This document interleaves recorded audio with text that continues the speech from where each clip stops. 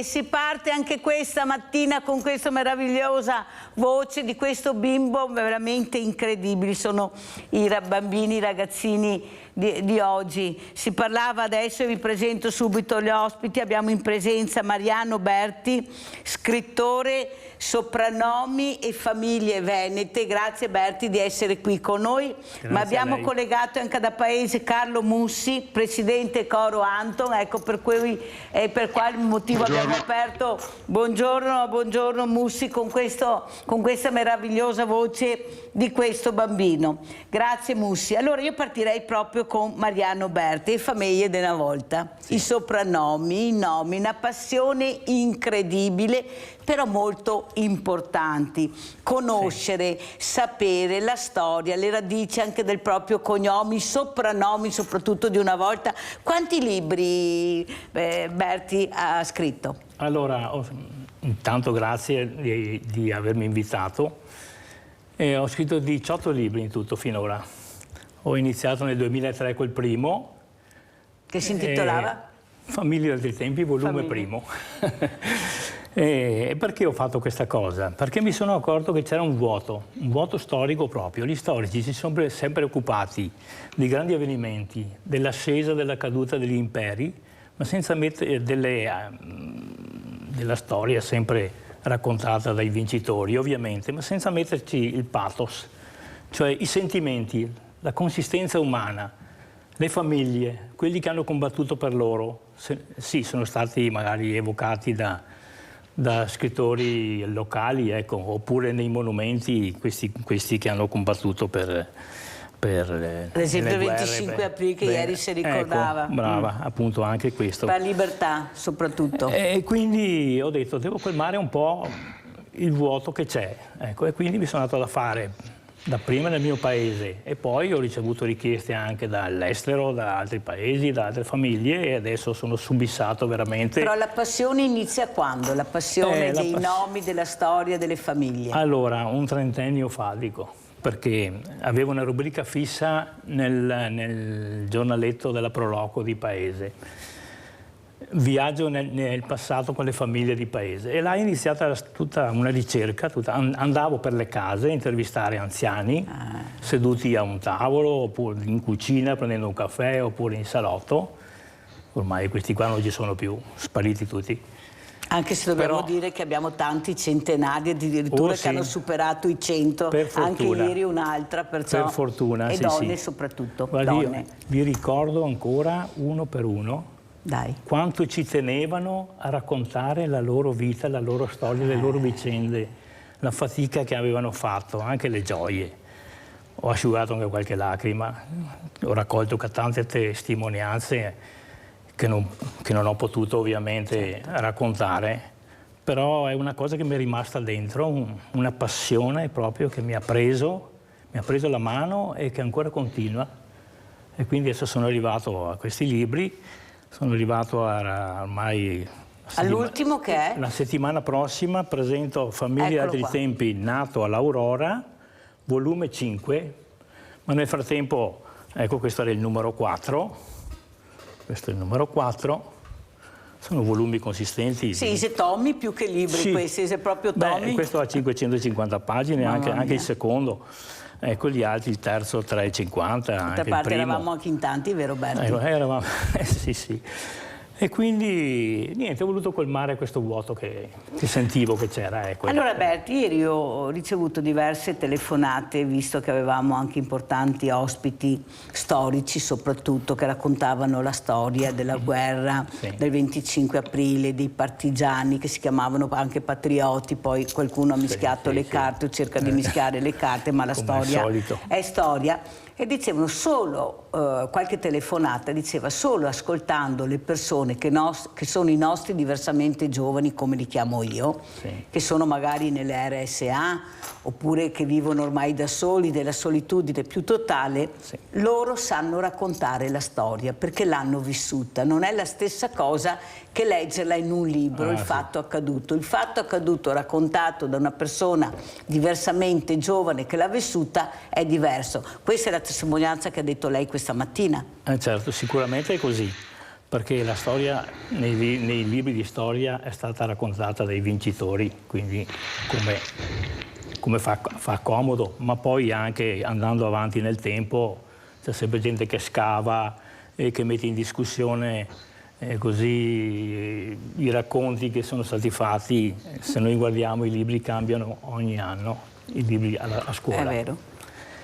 Perché cioè la storia rimane, è quella, però i libri cambiano. E quindi a un certo punto non si sa neanche di preciso quale sia stata davvero. C'è sempre va a finire anche questo. Un grigio in mezzo. Ecco che allora la differenza la fanno proprio quelli che hanno vissuto questi avvenimenti e quindi che li hanno patiti sulla loro pelle, che li hanno vissuti sulla loro pelle. Ecco, e quella è la storia vera. E quella è la storia vera, appunto, che io racconto.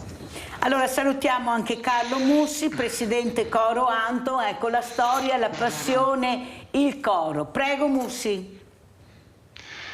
Cosa da questo coro, quindi? Non quello di Berti che non ce l'ha, ma il suo naturalmente. Perché Coro Anto e cosa vuol dire? Allora, noi... Coro Anton, il nome è Anton perché è un nome russo, è il nome di mio figlio.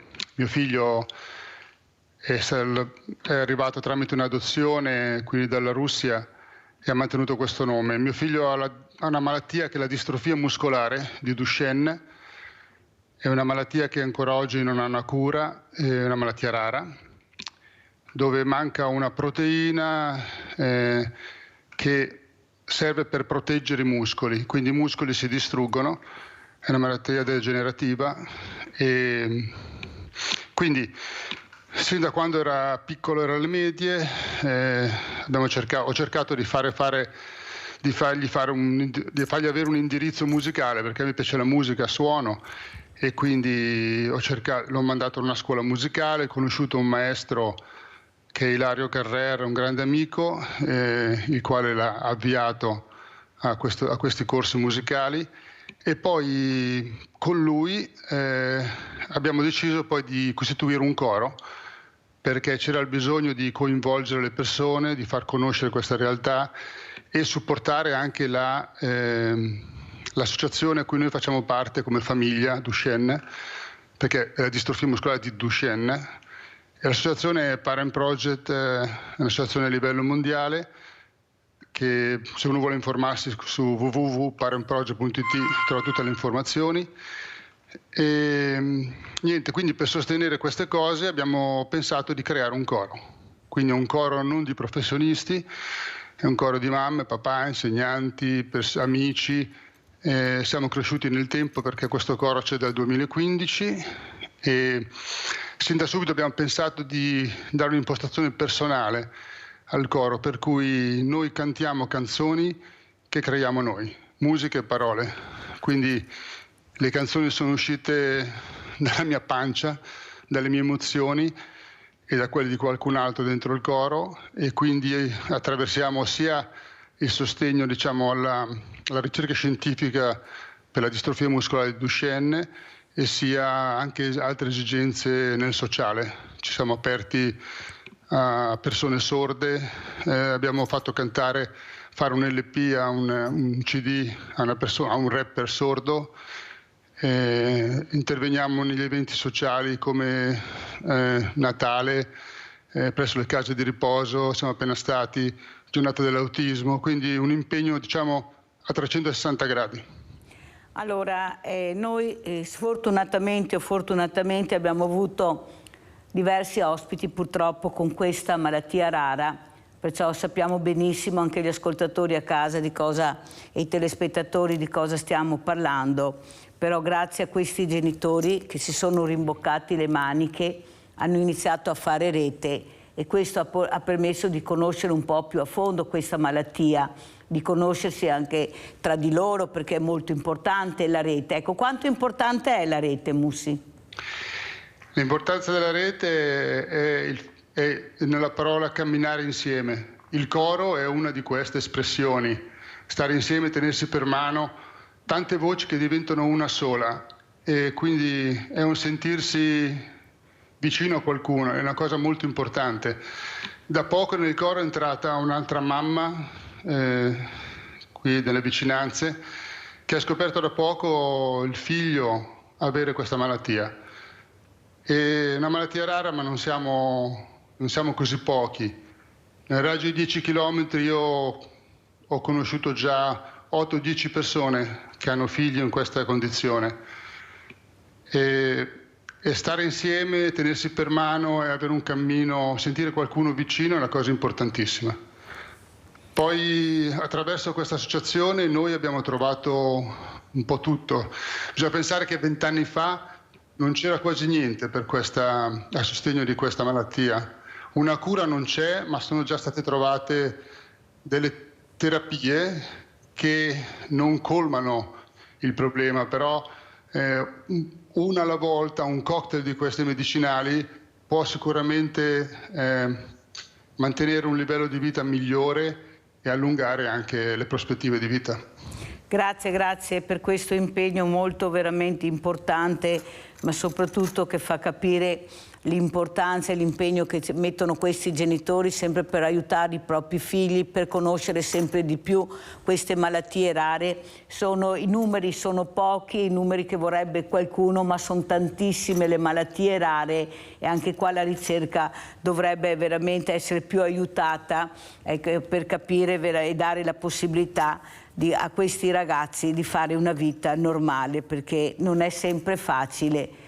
Anzi, è difficilissimo, specialmente se non hai supporti familiari importanti. Andiamo a sentire il nostro Rinaldo da Venezia. Ciao Rinaldo. Ciao Mirella e buongiorno ai tuoi ospiti. Purtroppo cominciamo sempre dal basso. Chi che ha più bisogno di tutti, di quelli che c'è da fare, per incoraggiare gli altri. Pensa, gente così, che ha bisogno loro, fa questi spettacoli, queste robe, per incoraggiare gli altri. Pensa che cuore bisogna avere. Questa è roba vera. Mi insegna che purtroppo non siamo niente sulla terra. Cosa siamo? Siamo niente. Perché alcuni figli non venire più. È un assurdo che noi facciamo una ricerca. Io non capisco che la ricerca non riesce perché delle poche malattie non diventa commerciabile. Però questi puteri, questa gente, questi genitori, bisogna essere aiutati e soprattutto aiutare i genitori che li portano in giro e se ha da fare. È una roba, non so cosa che voglio dire ora, Miela. Ma io adesso insomma, gola, bronchite, non parlo più. Ma vedo queste robe qua, mi commuovo perché uno che da più bisogno di me è di dare una mano per tirarmi su. Questa è la vita, questo è l'impegno che dà la gente. Tutto il resto non è niente, cosa vi detto? Aiutarsi, cercare di mettere una buona parola per tutti e dargli una mano. E soprattutto anche a questo signore qua, quelle canzoni, quelli di una volta. Io mi ricordo che io cantava 80 anni fa, cantava per io canzoni che adesso, ma ieri in giro cantava tutti ed era un altro vive, altra gente, aveva volontà di stare insieme, di capirsi. Adesso non si capisce più niente, nel senso che non deve più niente dell'altro, perché purtroppo il mondo va avanti così. Comunque Mirella, ti passo gli auguri, saluto i tuoi ospiti e spero ti venga a capire e aiutare per quello che fa. Vi ringrazio per quello che fa. Grazie e buon lavoro. Ciao Mirella. Grazie Rinaldo. Rinaldo ha fatto anche gli auguri alla Mirella questa mattina. Grazie Rinaldo, ma gli auguri che fa la Mirella sono rivolti a tutto il mondo del volontariato. Veramente siamo veramente in tanti. Questa mattina ne abbiamo una dimostrazione proprio anche con Carlo Mussi, questo papà che ha deciso di aiutare questo bambino per cercare di dare dignità e serenità nella crescita. Allora adesso io direi anche a Berti, ecco, le famiglie di una volta, ieri così unì, perché una volta se nasceva un bambino un po' diverso, lo metteva e lo scondeva, come fosse una roba da non vedere, da non seguire, era una vergogna, anzi la famiglia si chiudeva, ecco, non riuscivi neppure a entrare nelle case di queste persone perché proprio quando ti vedevano chiudevano immediatamente la porta. Prego Berti. Certo, perché avevano un certo pudore, una vergogna, appunto, come dice lei, perché si pensava superstizione, perché c'erano superstizioni, allora no. Ecco, si pensava che fosse causa magari di qualcosa che si aveva fatto di male, e magari ecco Dio ti castiga perché tutte queste cose qua, e quindi uno si sentiva in colpa un po'. Ecco. Per cui sì, era difficile anche una volta vivere con queste cose qua. Ecco perché io scrivo queste delle famiglie, perché penso che sia importante, se tu conosci l'altro, cominci a stimarlo, e allora si sfatano tutte le incomprensioni, i pregiudizi, ecco, quelle cose che a volte si ha in testa, si pensa di una persona, no? Ecco, è importante conoscere l'altro, ecco, e quindi si mandano via anche le superstizioni, appunto, si fa un po' di quadrato attorno alla persona, c'è molta solidarietà comunque anche qui nel Veneto, perché vedo il volontariato è molto forte qui nel Veneto, perché accorrono dappertutto dove c'è un terremoto o comunque un qualcosa, un disastro, ecco. I veneti sono sempre i primi a correre, e quindi non è vero che sono anche razzisti, che sono tutto quello che si dice, no? O che si propaganda falsamente. I veneti sono molto altruisti, ecco, questo. E quindi sì, una volta era tutto diverso. Berti. Sì, beh, adesso magari è buono e cattivo che c'è dappertutto, cosa vuole? Non sai che potremmo dire tutti. Sì, d'accordo. Insomma, basta uno a rovinare un albero, Sì, beh, questo è vero. Una mela marcia guasta l'albero, bisogna fermare mele marce, Berti. Vogliamo pensare in positivo, dai. Ecco, allora mi va bene. Sentiamo come commenta Carlo Mussi le parole di Mariano Berti. Ha detto delle parole bellissime, importantissime. Conoscere e solidarietà.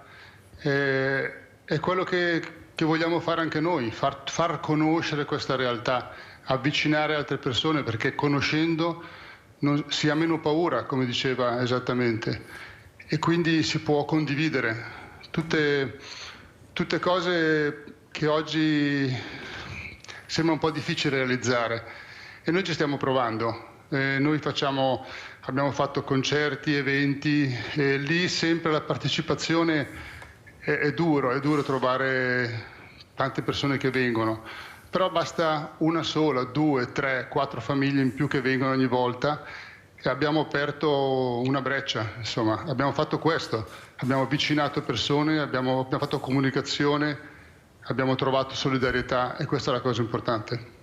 E ha fatto bene a dirlo Mussi, il problema è che purtroppo noi siamo tanto bravi, tanto lavoratori, ma siamo tanto divisi, tanto è vero che il motto politico dividi et impera regna sovrano.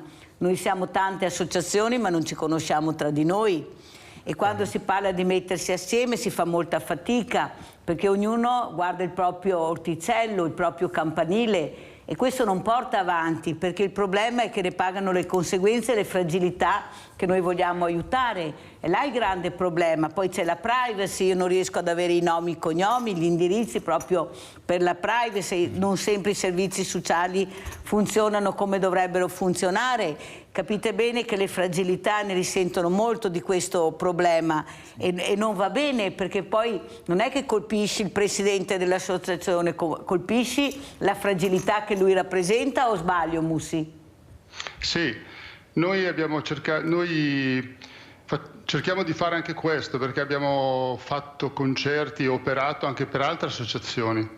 Ben venga, perché i bisogni sono tanti, non è solo questo, e io combatto per mio figlio, ma mio figlio è tutti questi ragazzi che hanno delle fragilità, per cui noi cerchiamo di essere impegnati un po' su tanti fronti. Siamo anche noi un'associazione APS da un paio d'anni, e insomma siamo tutti volontari, questo è volontariato. Sì, volontariato vero, puro. Abbiamo Raffaella da Paese, la mamma Raffaella. Ciao Raffaella. Ciao Mirella, buongiorno ai tuoi ospiti, ciao Carlo. Ciao Raffaella. Io vi ho seguito e volevo dare una voce nel senso di dire: con la musica si può aiutare, ma ascoltando le canzoni ci si può anche rallegrare. quando si incontra la disabilità e quindi una difficoltà, credo che se ci si unisce per dare una speranza in più, per rendere anche più gioiosa una vita di un ragazzo che ha una disabilità e una famiglia, credo che sia una cosa bella. Io ho avuto modo di conoscere questo coro per caso, però devo dire che quando ascolto la musica e la canto con mia figlia in un'altra lingua, non con la voce, sono felice io, è felice mia figlia e nello stesso tempo abbiamo in qualche modo dato un messaggio in un'altra lingua della disabilità e dell'aiuto. Volevo solo dire questo perché, insomma, come mamma che vive la disabilità ci tenevo molto. Buona continuazione. Grazie, grazie Raffaella. Allora guardiamo anche il video, poi andiamo in pubblicità.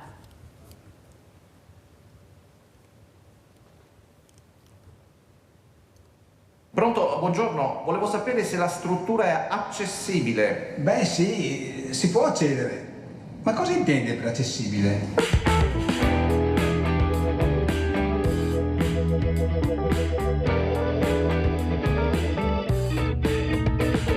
La macchina è pronta, è pure vacanza. Sono stanco di stare a guardare una stanza. E presto partiamo, la mente è lontana, ma non dimenticare di portare la pedana.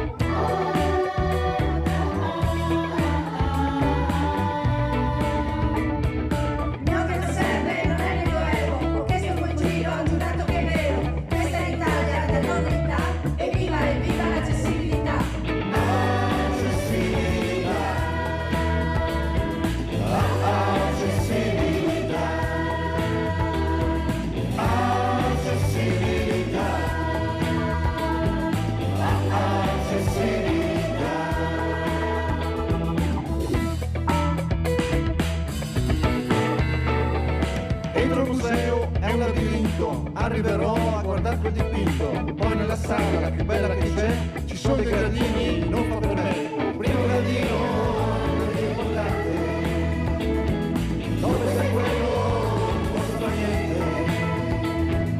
Io del tutto, il lavoro passato, l'uomo che viene, sono organizzato, levami giunte, ma come stanno? Scrivo una mail. Ci avevo pensato.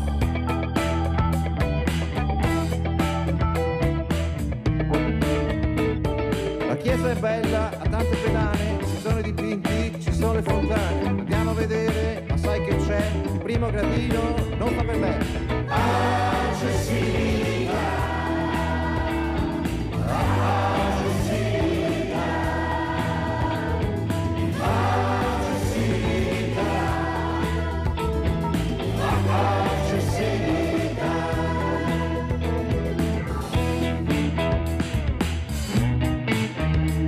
Guardi, la struttura è completamente accessibile, ci sono pedane dappertutto. Qui all'ingresso purtroppo c'è un solo gradino, ma è l'unico, le garantisco, è l'unico gradino. È un gradino, non pensa a quello, non posso fare niente. Io del tutto, il lavoro passato, l'euro che viene, sono organizzato, le mani giunte. A me non ci avevo pensato. Accessibilità. Accessibilità. Accessibilità. Accessibilità.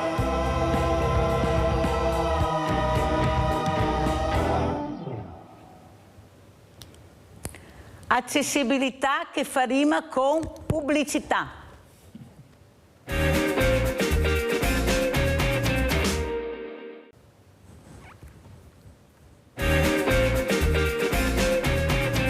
E ritorniamo in studio con Mariano Berti e Carlo Mussi. Mariano Berti, scrittore, Soprannomi e famiglie venete, Carlo Mussi, presidente Coro Anton, ma soprattutto Berti, le radici, ecco, la storia, le radici, i valori, perché raccontare anche la storia delle famiglie devi trovare anche famiglie con delle radici e dei valori storici molto importanti, o sbaglio?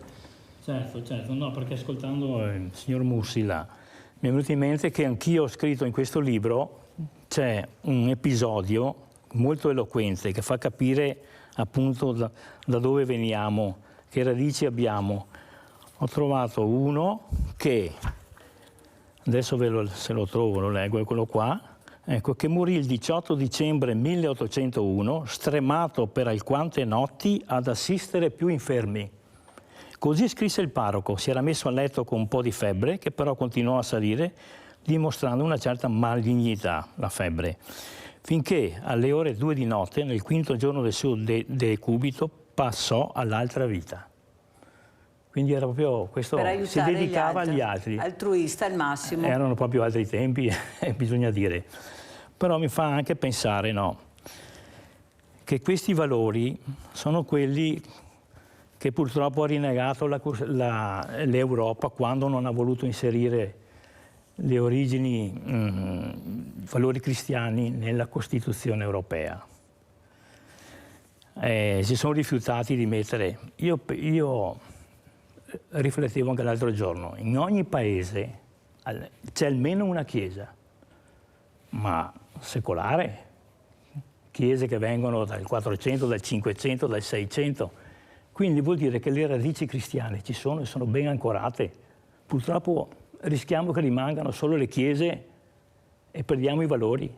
E questo è il problema, perché non mettendo le radici cristiane anche nella Costituzione europea, perché non solo in Italia ci sono le chiese, in tutta Europa.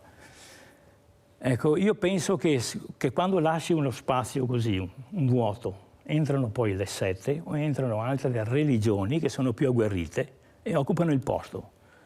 Quindi non lamentiamoci poi se arrivano estremisti islamici oppure altre cose, insomma, altre sette, cose così. Rinnegare le radici cristiane vuol dire lasciare spazio agli altri, all'ingresso degli altri. Sentiamo anche come commenta Carlo Mussi queste parole, ma anche molto dure e profonde, di Mariano Berti.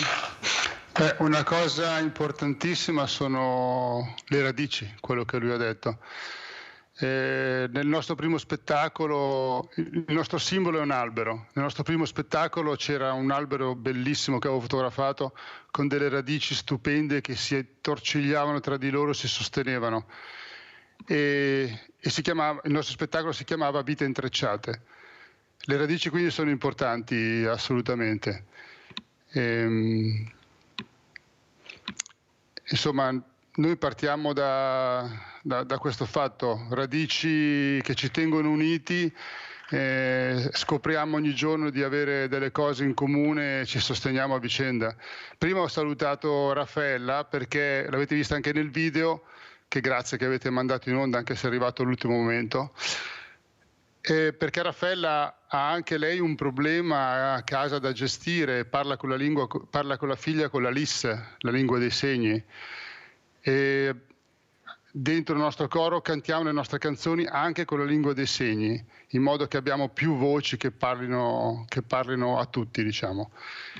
E niente, anche la nostra canzone, quella che è stata presentata, Accessibilità, aveva un sottotitolo che è la storia di una vacanza, perché noi siamo andati in una vacanza e tutti questi problemi si presentano per chi ha difficoltà di movimento o altri tipi di difficoltà, vede come ci siano barriere da tutte le parti, e quindi questa canzone è nata per quello, è una denuncia a queste cose, e purtroppo solo chi è vicino, ha provato un dolore, è vicino a una sofferenza, può capire certe cose. Non è esattamente così, perché ci sono anche tante anime che sono così sensibili che pur non toccando la sofferenza riescono ad avvicinarsi tantissimo e a tenere per mano le persone. Anche la vostra trasmissione sta facendo questo, e quindi anche voi avete una sensibilità particolare. So che per esempio ci sono stati anche i Treviso Bulls in trasmissione con voi. Mio figlio gioca a hockey in carrozzina con i Treviso Bulls, e questa è un'altra realtà. Sono tante radici che si tengono insieme e che fanno la forza dell'albero. Allora, io non vorrei dire che è tutto merito di Villa Margherita Inclusiva, Però se Raffaella e il coro Anton hanno potuto conoscere anche i Treviso Blues, è stato proprio per Villa Margherita Inclusiva, dove ci sono state queste esperienze fatte assieme e queste conoscenze tra associazioni. Mi ricordo benissimo, ecco, la gioia di Raffaella, che è stata nostra ospite anche tantissime volte, quando grazie a Villa Margherita Inclusiva ha conosciuto questo coro. Abbiamo fatto anche un pranzo di solidarietà assieme su un'altra cooperativa solidale, Alternativa Ambiente, che ancora collabora con noi in maniera incredibile, e perciò capite l'importanza di fare rete, di fare squadra, di conoscerci, di aiutarci, di stare assieme, perché l'unione fa la forza, è quello. Il problema è che qualcuno non riesce a capire che dobbiamo essere uniti, non divisi. Io sono più bravo di te, io ho più numeri di te, io sono più conosciuto di te, io politicamente sono più forte, perché purtroppo la politica è entrata anche nella solidarietà, nel volontariato. Quante persone si vantano di dire io ho fatto volontariato quando decido di arrivare in politica, e magari qualcuno di noi dice: chi li ha mai visti questi in volontariato? E sì, che abbiamo persone che di volontariato ne sanno qualcosa, hanno visto tanti, però capite bene che pur di arrivare a prendere dei numeri, ecco, sono disposti a tutto, e questo non fa bene al mondo del volontariato o al mondo della solidarietà. Cosa dice Berti? No, io dico che comunque va anche rappresentato il volontariato, perché fatto così sì, va rappresentato per ottenere anche dei sostegni, anche statali, anche istituzionali, insomma, ecco, perché il volontariato sì, ma ha bisogno anche di risorse. Il volontariato, se vuole essere veramente efficace, efficiente, appunto nei confronti di chi ha bisogno. Invece vedo che anche la sanità, a me sembra, qui nel Veneto siamo anche fortunati, ma in generale sta andando un po' giù, mi sembra, perché io vedo quando, se vuoi una visita fatta bene, te la devi pagare, insomma, perché questo è il discorso, devi aspettare mesi e mesi. E dico, ripeto, nel Veneto siamo anche fortunati, ecco, in questo. E il volontariato va sostenuto anche, non solo applaudito. Ecco, questo è quello che penso io. Allora, visto che abbiamo parlato di sanità, andiamo a sentire anche cosa ha detto, perché oggi è San Liberale, il patrono di Treviso, molti uffici pubblici chiusi e purtroppo anche dei servizi dell'ospedale. Andiamo a sentire il servizio del direttore generale Francesco Benacci, proprio in occasione di oggi che è San Liberale, patrono di Treviso.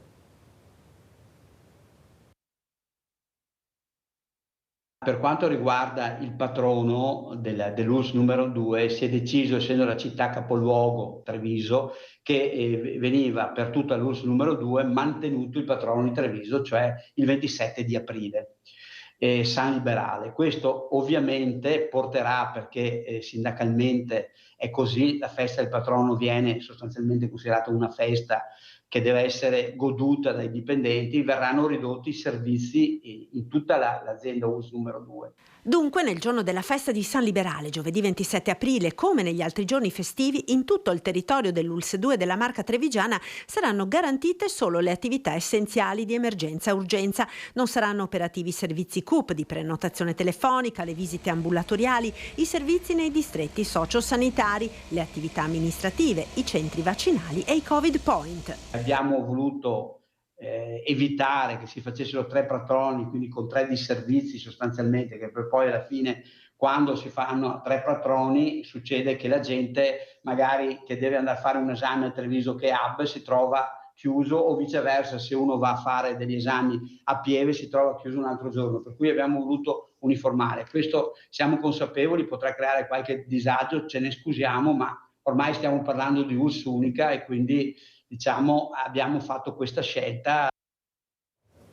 Ecco, molto importante queste parole del direttore, il dottor Francesco Benacci, perché così a casa avete capito che oggi è un giorno particolare per gli uffici dell'ULSS, per i CUP, perché appunto c'è il patrono ed è stato rispettato. Berti, condividi il rispetto per il patrono anche su un momento così difficile, cioè le radici, la storia? Beh, sicuramente la nostra identità, anche questa.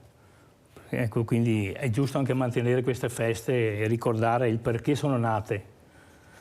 E a proposito di malattie, una volta ce n'erano anche di terribili, ma veramente terribili. E io ne ho trovato una, ho trovato diversi casi, quando si moriva di scorbuto di pellagra, quando c'era una monocultura e il cibo, si mangiava la polenta in sostanza, perché era l'unica cosa che riempiva lo stomaco. Ma non aveva sostanza. Appunto.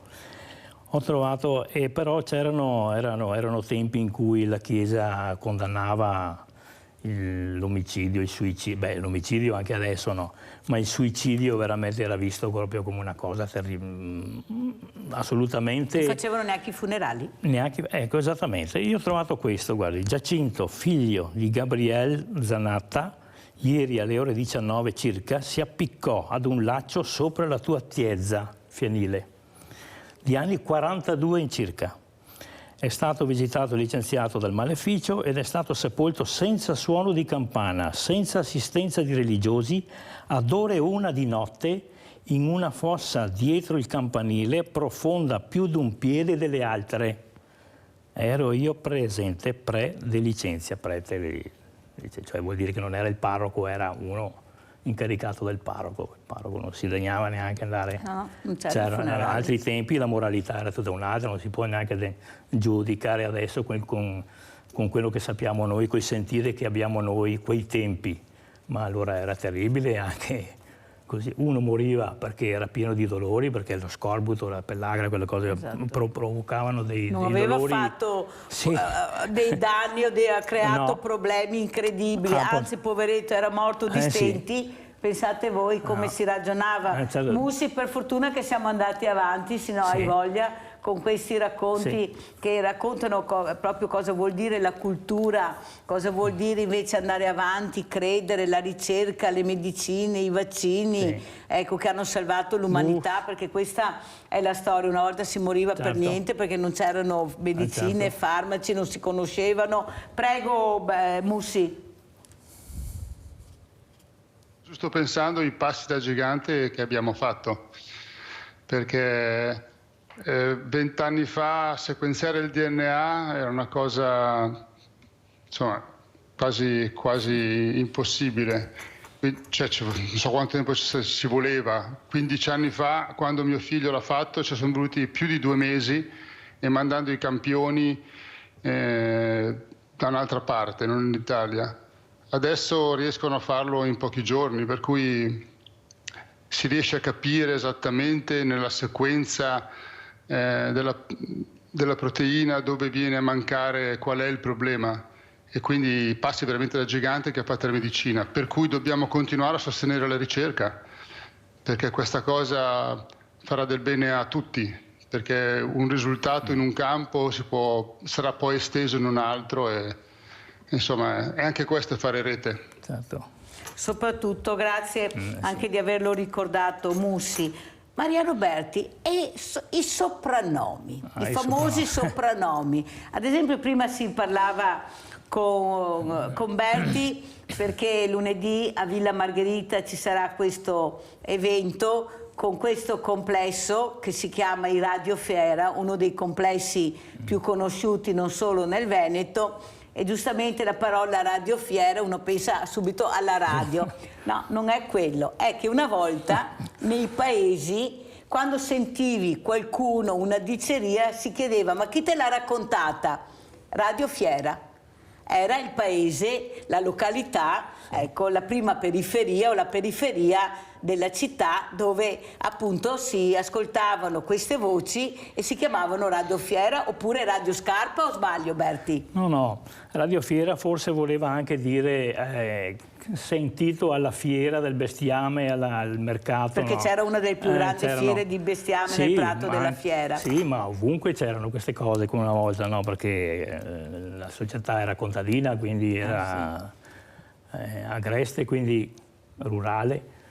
e c'erano di questi i mercati appunto del bestiame, eccetera, quindi magari lì si scambiavano anche le informazioni, i pareri, sentivano questo ha fatto così, quello ha fatto colà, tutto questo qua. Ecco, quindi, però questa cosa mi ricordo anch'io quando lavoravo in banca, che si diceva sentito da Radio Scarpa, ecco, vuol dire proprio sentito qualcuno? Popolarmente così, ecco, si sentivano queste cose. Qualche soprannome, dai Berti, che sentiamo allora.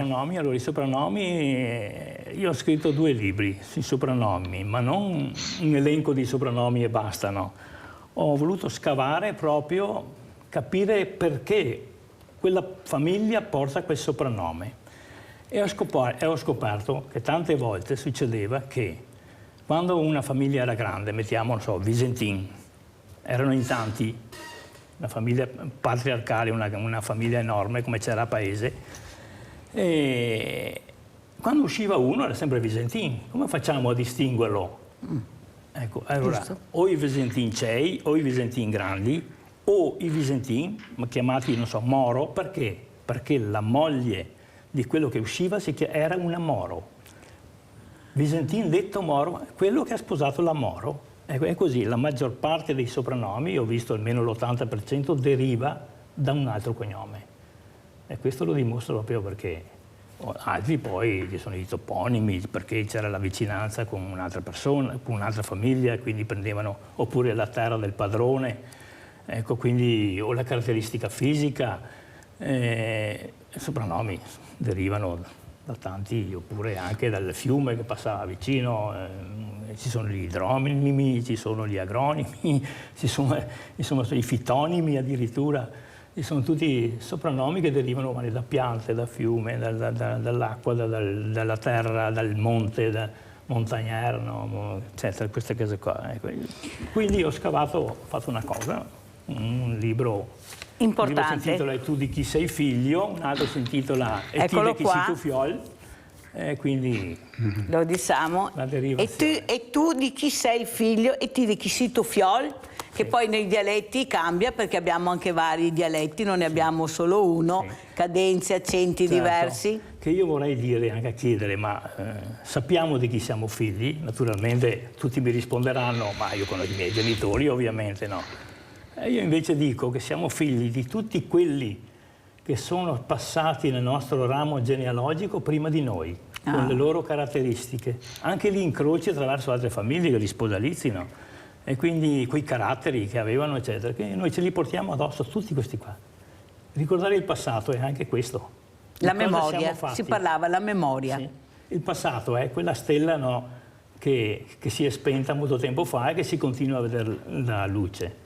Non ci illumina tanto, ma ci serve a orientarci. Sentiamo come ci saluta, allora ormai l'ora è passata, Carlo Mussi, presidente coro Anton. Allora cosa si aspetta? Ecco, fra poco veramente speriamo che anche questo governo, specialmente anche coi fondi del PNRR, che hanno fondi molto chiari, si ricordi molto del terzo settore, che vuol dire è un mondo, quando si parla di terzo settore parli di un mondo che si apre, specialmente il mondo delle fragilità. Prego Mussi. Sì, noi speriamo che l'attenzione verso le fragilità e verso situazioni di rarità, perché si parla di malattie rare, di pochi numeri, ci sia più attenzione, insomma, per queste cose. E noi nel nostro piccolo stiamo cercando di supportare la ricerca scientifica attraverso l'associazione, come detto, Parent Project, del quale noi facciamo parte. E il coro di suo, in questo periodo col Covid, che eravamo un po' tutti fermi, ha fatto una cosa sua, che è stata incidere un CD che si chiama Come dentro l'infinito. È un CD che è una nostra realizzazione, ma noi l'abbiamo completamente donato a questa associazione, a Parent Project, e tutto, diciamo, ora c'è una campagna di raccolta fondi, per cui l'offerta che viene fatta per questo CD è completamente dedicata alla ricerca scientifica a Parent Project. Il nostro sito è www.coranton.it, lì si possono trovare tutte le informazioni. Non c'è niente fatto per noi, ma noi cerchiamo di fare tutto per gli altri, come dovrebbe essere ogni associazione di volontariato. Molti lo fanno fortunatamente, qualcuno ha preso anche delle vie diverse, ma il volontariato vero puro esiste ed è quello che tiene alta la bandiera italiana, non solo veneta, ma la bandiera italiana, perché è il primo che si muove, che va in soccorso, in aiuto degli altri. Allora grazie a Carlo Mussi, presidente Coro Anton, grazie, un abbraccio e buona fortuna. Complimenti. Grazie a voi. Grazie. Berti, come concludiamo? Che ci sono anche tante belle cose, insomma, ci sono in mezzo alle, diciamo, alle difficoltà, ai disagi, vediamo anche che la gente reagisce e tira fuori tutto il meglio che ha dentro. E quindi questa è una cosa bella e positiva e anche un faro per l'avvenire, diciamo. Ecco, quello di darsi da fare anche per gli altri, darsi da fare per i propri figli, per la propria famiglia, per tenerla unita anche nelle difficoltà. Questo è molto importante, ecco, è questa che sostiene l'Italia, un popolo, una nazione. È questa la nazione vera, ecco. Quando il popolo si sente forte, unito nei suoi valori. Allora io ringrazio Mariano Berti che ho invitato lunedì 1° maggio a Villa Margherita, se vorrà accettare, a presentare questi libri che veramente sono la storia, le nostre radici, i nostri valori, famiglie veneti, i soprannomi. Grazie. Perciò Mariano Berti ha detto di sì, verrà a Villa Margherita, troverete questo angolo di paradiso con le storie, i soprannomi, questi 18 libri importantissimi perché è la nostra storia e sono le nostre radici. Grazie a Mariano Berti. Grazie a pubblicità.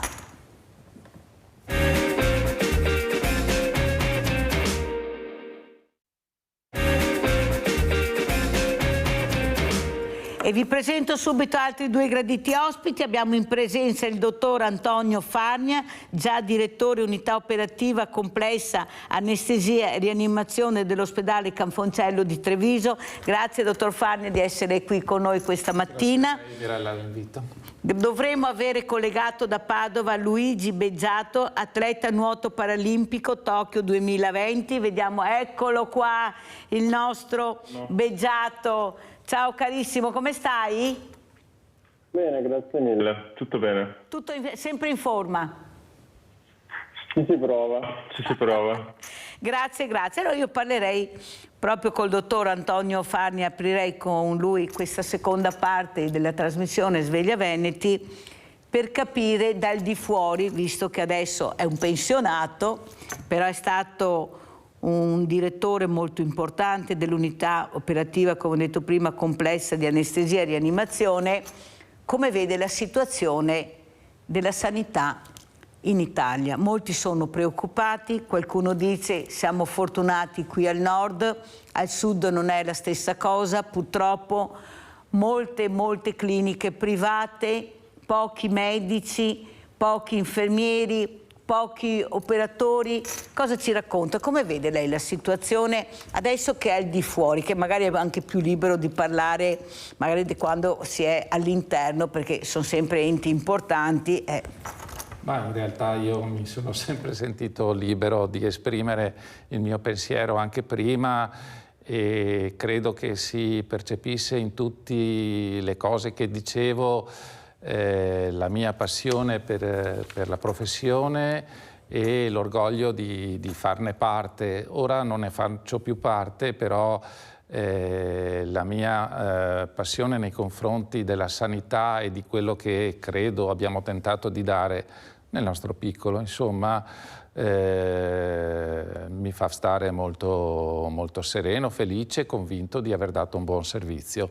Io non sono così preoccupato e credo comunque che, come sempre succede, come spesso succede, quando parliamo di cose che ci riguardano, che ci appartengono, qualche volta tentiamo di minimizzarle o di renderle poco importanti. Io credo invece, l'abbiamo visto nel recente passato, che rispetto a altri paesi noi offriamo una sanità che ci fa stare molto tranquilli. Io credo che offriamo veramente un grande servizio confrontati con qualsiasi sanità.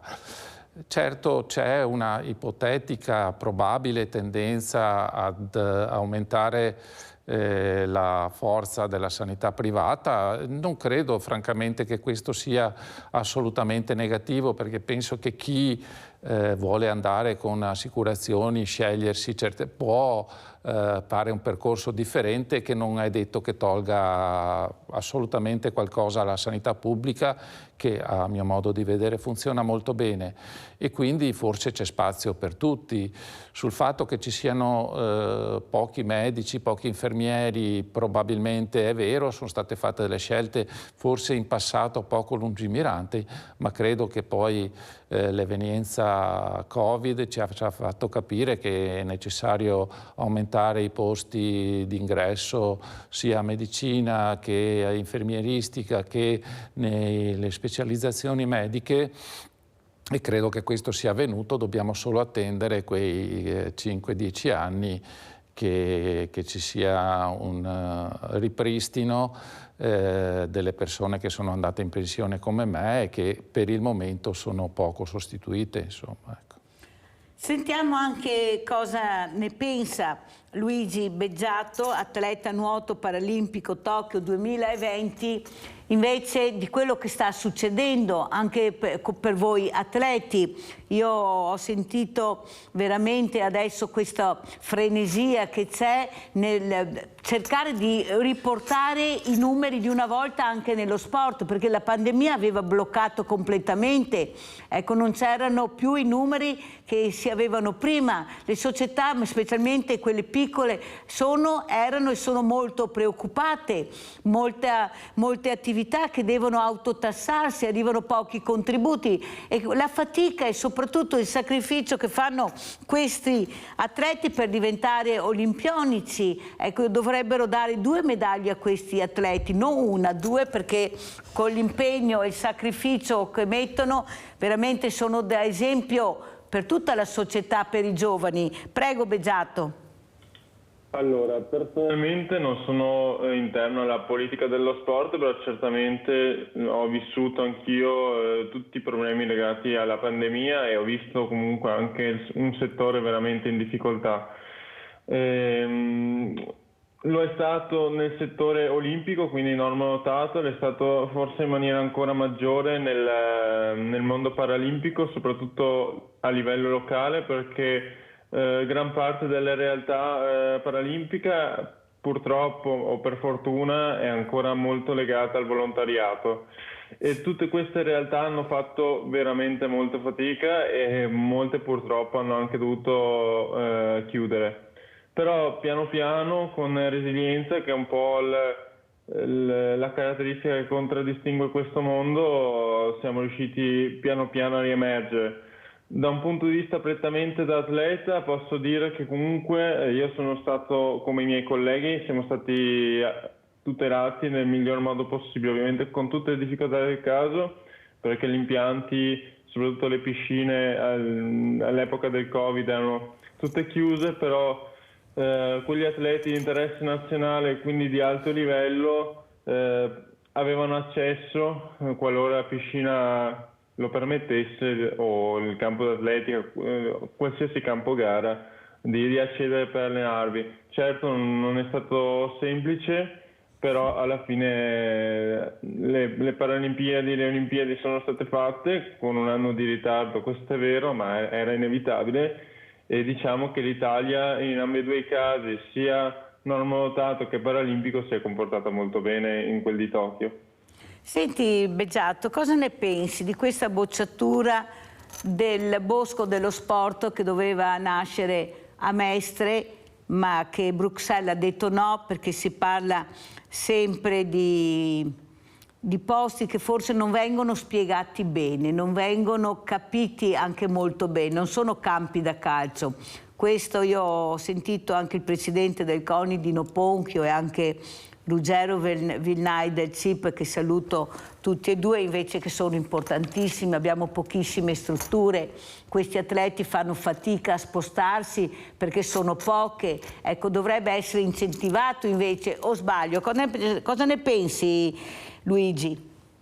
Allora, lo sport è vita in generale, che si parli di un atleta o comunque semplicemente una persona che voglia tenersi in forma, che esso sia paralimpico o che sia normodotato, ha la stessa valenza.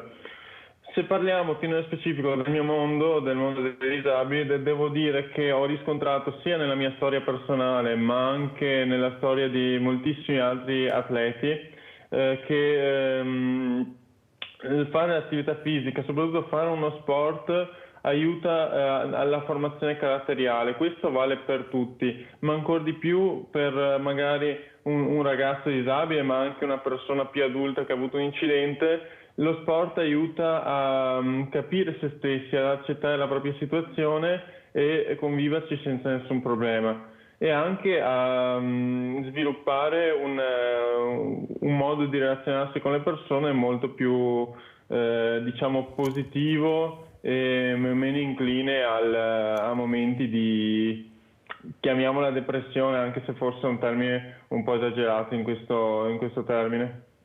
Allora Luigi, ci racconti un po' la tua storia personale, così conosciamo anche Luigi, perché ha deciso di fare questo sport che è il nuoto, questa disciplina importantissima con delle regole, un sacrificio. Ecco, raccontaci il perché, com'è nata questa tua storia personale, con lo sport anche.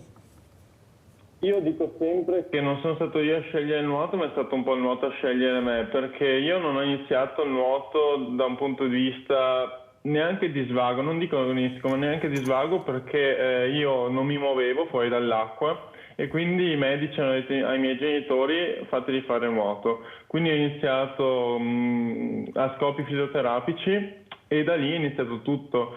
Ho sviluppato un vero e proprio amore per l'elemento acqua, perché pensate, per un bambino che non si muoveva praticamente fuori dall'acqua, entra in questo elemento in cui sembra quasi di volare, da un senso di libertà assurdo, e quindi da lì è iniziato tutto. Ho iniziato a fare i classici corsi che fanno tutti i bambini in gruppo. Quanti anni avevi, Luigi? Ne avevo 3. Prima volta in acqua a 3 anni. E da lì è stato un crescendo finché nel 2009, fine 2009, ho conosciuto una scuola paralimpica di Padova, la Spea Padova. E nel 2010, nel febbraio del 2010, ho fatto la mia prima gara e da lì è iniziato tutto. Grazie per averci spiegato, ecco, spero che qualcuno, oltre a sentire, ascolti l'importanza dello sport. Lei, dottor Fagna, ha visto tante persone, grazie anche a questa parte di ospedale molto importante, che è la terapia intensiva, che, come ha detto giustamente lei, ci ricordiamo il ristorante ma non ci ricordiamo l'anestesista, il nome, che è la persona che magari ti ha salvato la vita, però l'importanza, ecco, queste persone che devi prenderle col cucchiaino, con la riabilitazione, e poi grazie a questa riabilitazione si avvicinano al mondo dello sport. È un'altra testimonianza quella che riceviamo questa mattina da Luigi Beggiato. Prego, dottor Fagna. Sì, anch'io sento di essere stato in una posizione privilegiata, perché per anni si è pensato che la terapia intensiva era il posto dove le persone andavano per morire, e poi invece noi abbiamo dimostrato che non è così, avere la fortuna, e oramai tutti insomma hanno questa opportunità di avere questi luoghi dove tutta l'abilità e la tecnologia medica può essere messa in atto per recuperare situazioni che una volta non erano recuperabili.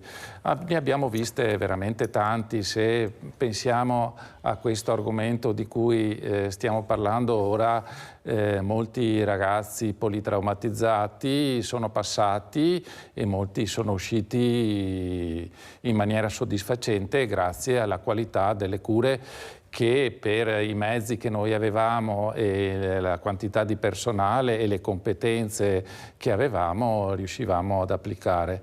E quindi sì, certo è un posto che ha dato soddisfazioni e secondo me grandi risultati, ma erano legati al fatto che noi avevamo scelto questo mestiere e che il mondo moderno, la scienza, la biologia, la produzione tecnologica, l'informatica ci aveva dato per poterli trattare al meglio. Quindi sì, abbiamo avuto grandi soddisfazioni.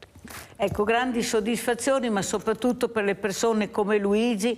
Io ho avuto proprio la fortuna di avere tanti ospiti e quasi tutti, Luigi, se non tutti, hanno detto: il sport mi ha cambiato la vita. Lo sport mi ha fatto capire anche altre discipline, perché io facevo una cosa, grazie alla riabilitazione poi ho scoperto altri sport e sono diventati anche campioni. Ecco, ma questo sacrificio, questo impegno, ecco, come lo spiegate? Perché io ho dei studenti che dicono ma fare sport e studiare non si può, è troppo impegnativo, è impossibile, mentre ho tanti atleti e campioni che dicono no, si può fare benissimo, basta crederci e volere. Tu cosa dici, Luigi?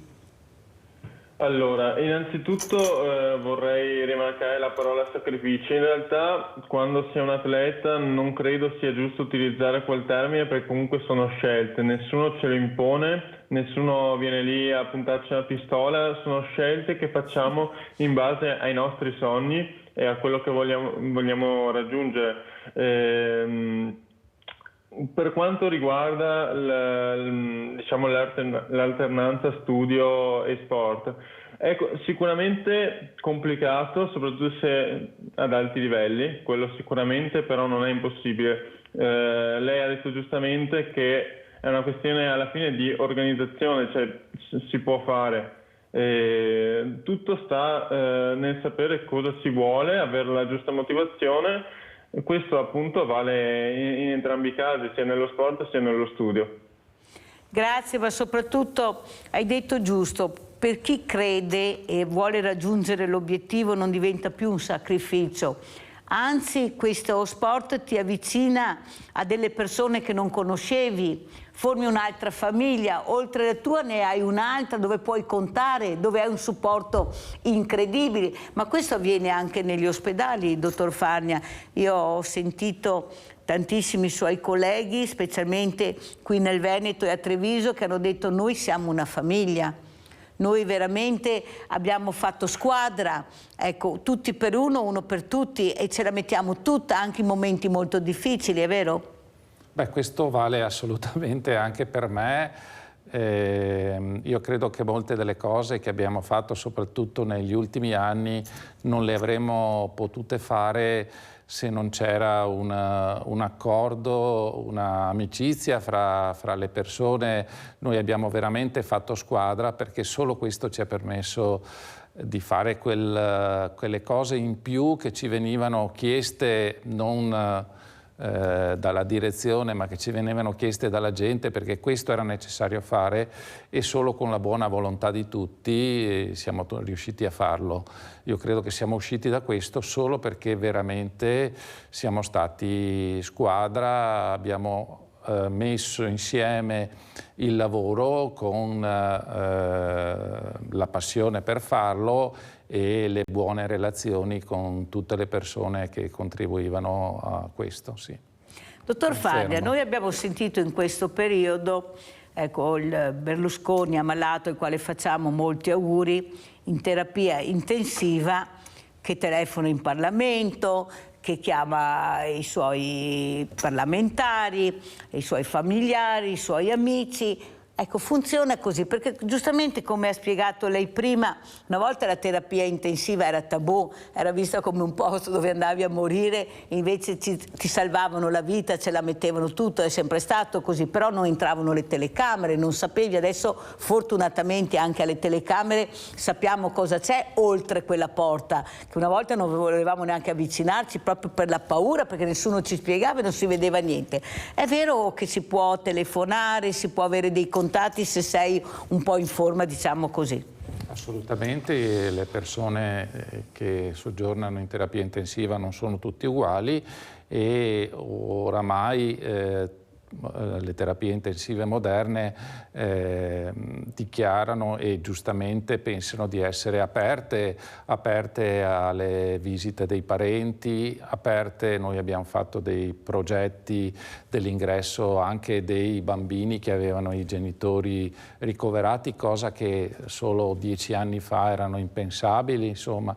Ed è vero che le persone che sono in terapia intensiva, che magari sono in una situazione di fase di guarigione, sono liberi da alcuni strumenti che gli impediscono, come gli apparati per la ventilazione, di comunicare, assolutamente possono comunicare con l'esterno e quindi questa possibilità, io non conosco la situazione del presidente Berlusconi in questo momento, però il fatto che lui abbia la possibilità di comunicare certamente con i familiari, certamente con le persone che gli stanno attorno e che lo stanno accudendo, ma c'è anche la possibilità che questo comunichi telefonicamente o via video. Oramai gli strumenti che facilitano questa cosa sono molti, questo è possibile assolutamente. Poi su tutto quello che ha detto o si dice, verosimilmente ci sono degli aspetti politici che io non conosco e su cui non voglio entrare. Comunque la terapia intensiva, se sei diciamo in forze, che riesci anche a gestirti un pochino, ti dà la possibilità anche di comunicare con l'esterno ed è molto importante saperlo questo. Allora ricordiamo e così vediamo come rivive questo video il dottor Fagna in rianimazione. Andiamo a vedere. Abbiamo dovuto inventarci cose che nessuno di noi pensava di poter fare prima. Quasi 2 anni di pandemia, visti da chi questi mesi li ha vissuti sempre in prima linea, in una battaglia quasi corpo a corpo contro una malattia sconosciuta che ha sconvolto la vita di tutti. Il dottor Antonio Farnia, direttore dell'unità operativa complessa di anestesia e rianimazione del Cafoncello, dal 1° dicembre andrà in pensione e ripercorre la drammaticità dell'ultimo periodo. Abbiamo dovuto ridurre l'attività per le altre chirurgie, i posti di terapia intensiva non erano sufficienti anche per molti altri, per cui è stato molto difficile, insomma, abbiamo dovuto inventarci cose che nessuno di noi pensava di poter fare prima. 397 persone ricoverate dall'inizio della pandemia. Con la vaccinazione le cose sono cambiate, ma nelle ultime settimane la quarta ondata sta nuovamente mettendo a dura prova la terapia intensiva. Quello che abbiamo visto di nuovo sono solo che i pazienti non vaccinati, anche più giovani, cominciano ad affacciarsi alla terapia intensiva e sto parlando di 40enni, 50enni che all'inizio non vedevamo. E tra i non vaccinati c'è chi si pente. Molti di quelli che hanno avuto malattie gravi, che sono stati qua da noi anche per oltre un mese, 40 giorni, 50 giorni, poi ritornano molto provati dalla malattia, alcuni anche dopo molti mesi continuano a non respirare bene, ad essere molto dimagriti, a non riuscire a fare più quello che facevano prima con dolori cronici. Ecco, queste persone francamente ci dicono che se lo avessero saputo prima avrebbero tentato di non arrivare a questa cosa. La voce del primario si incrina quando il pensiero va a tutte quelle persone che non ce l'hanno fatta.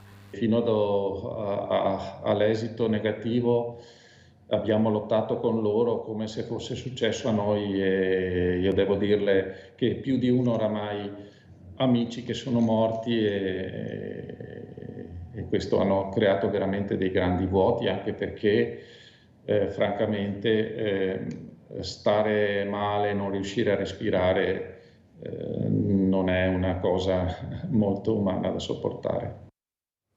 Allora, dottor Fagna, col senno di poi e soprattutto finalmente adesso che si riesce a respirare di più, anche se ricordiamoci che non è proprio tana libera dappertutto, ecco, come si vede, ecco, come si commenta? Rivedere adesso quella cosa mi fa tornare in mente momenti che sono stati veramente difficili e dolorosi e che forse hanno anche contribuito alla mia scelta di lasciare.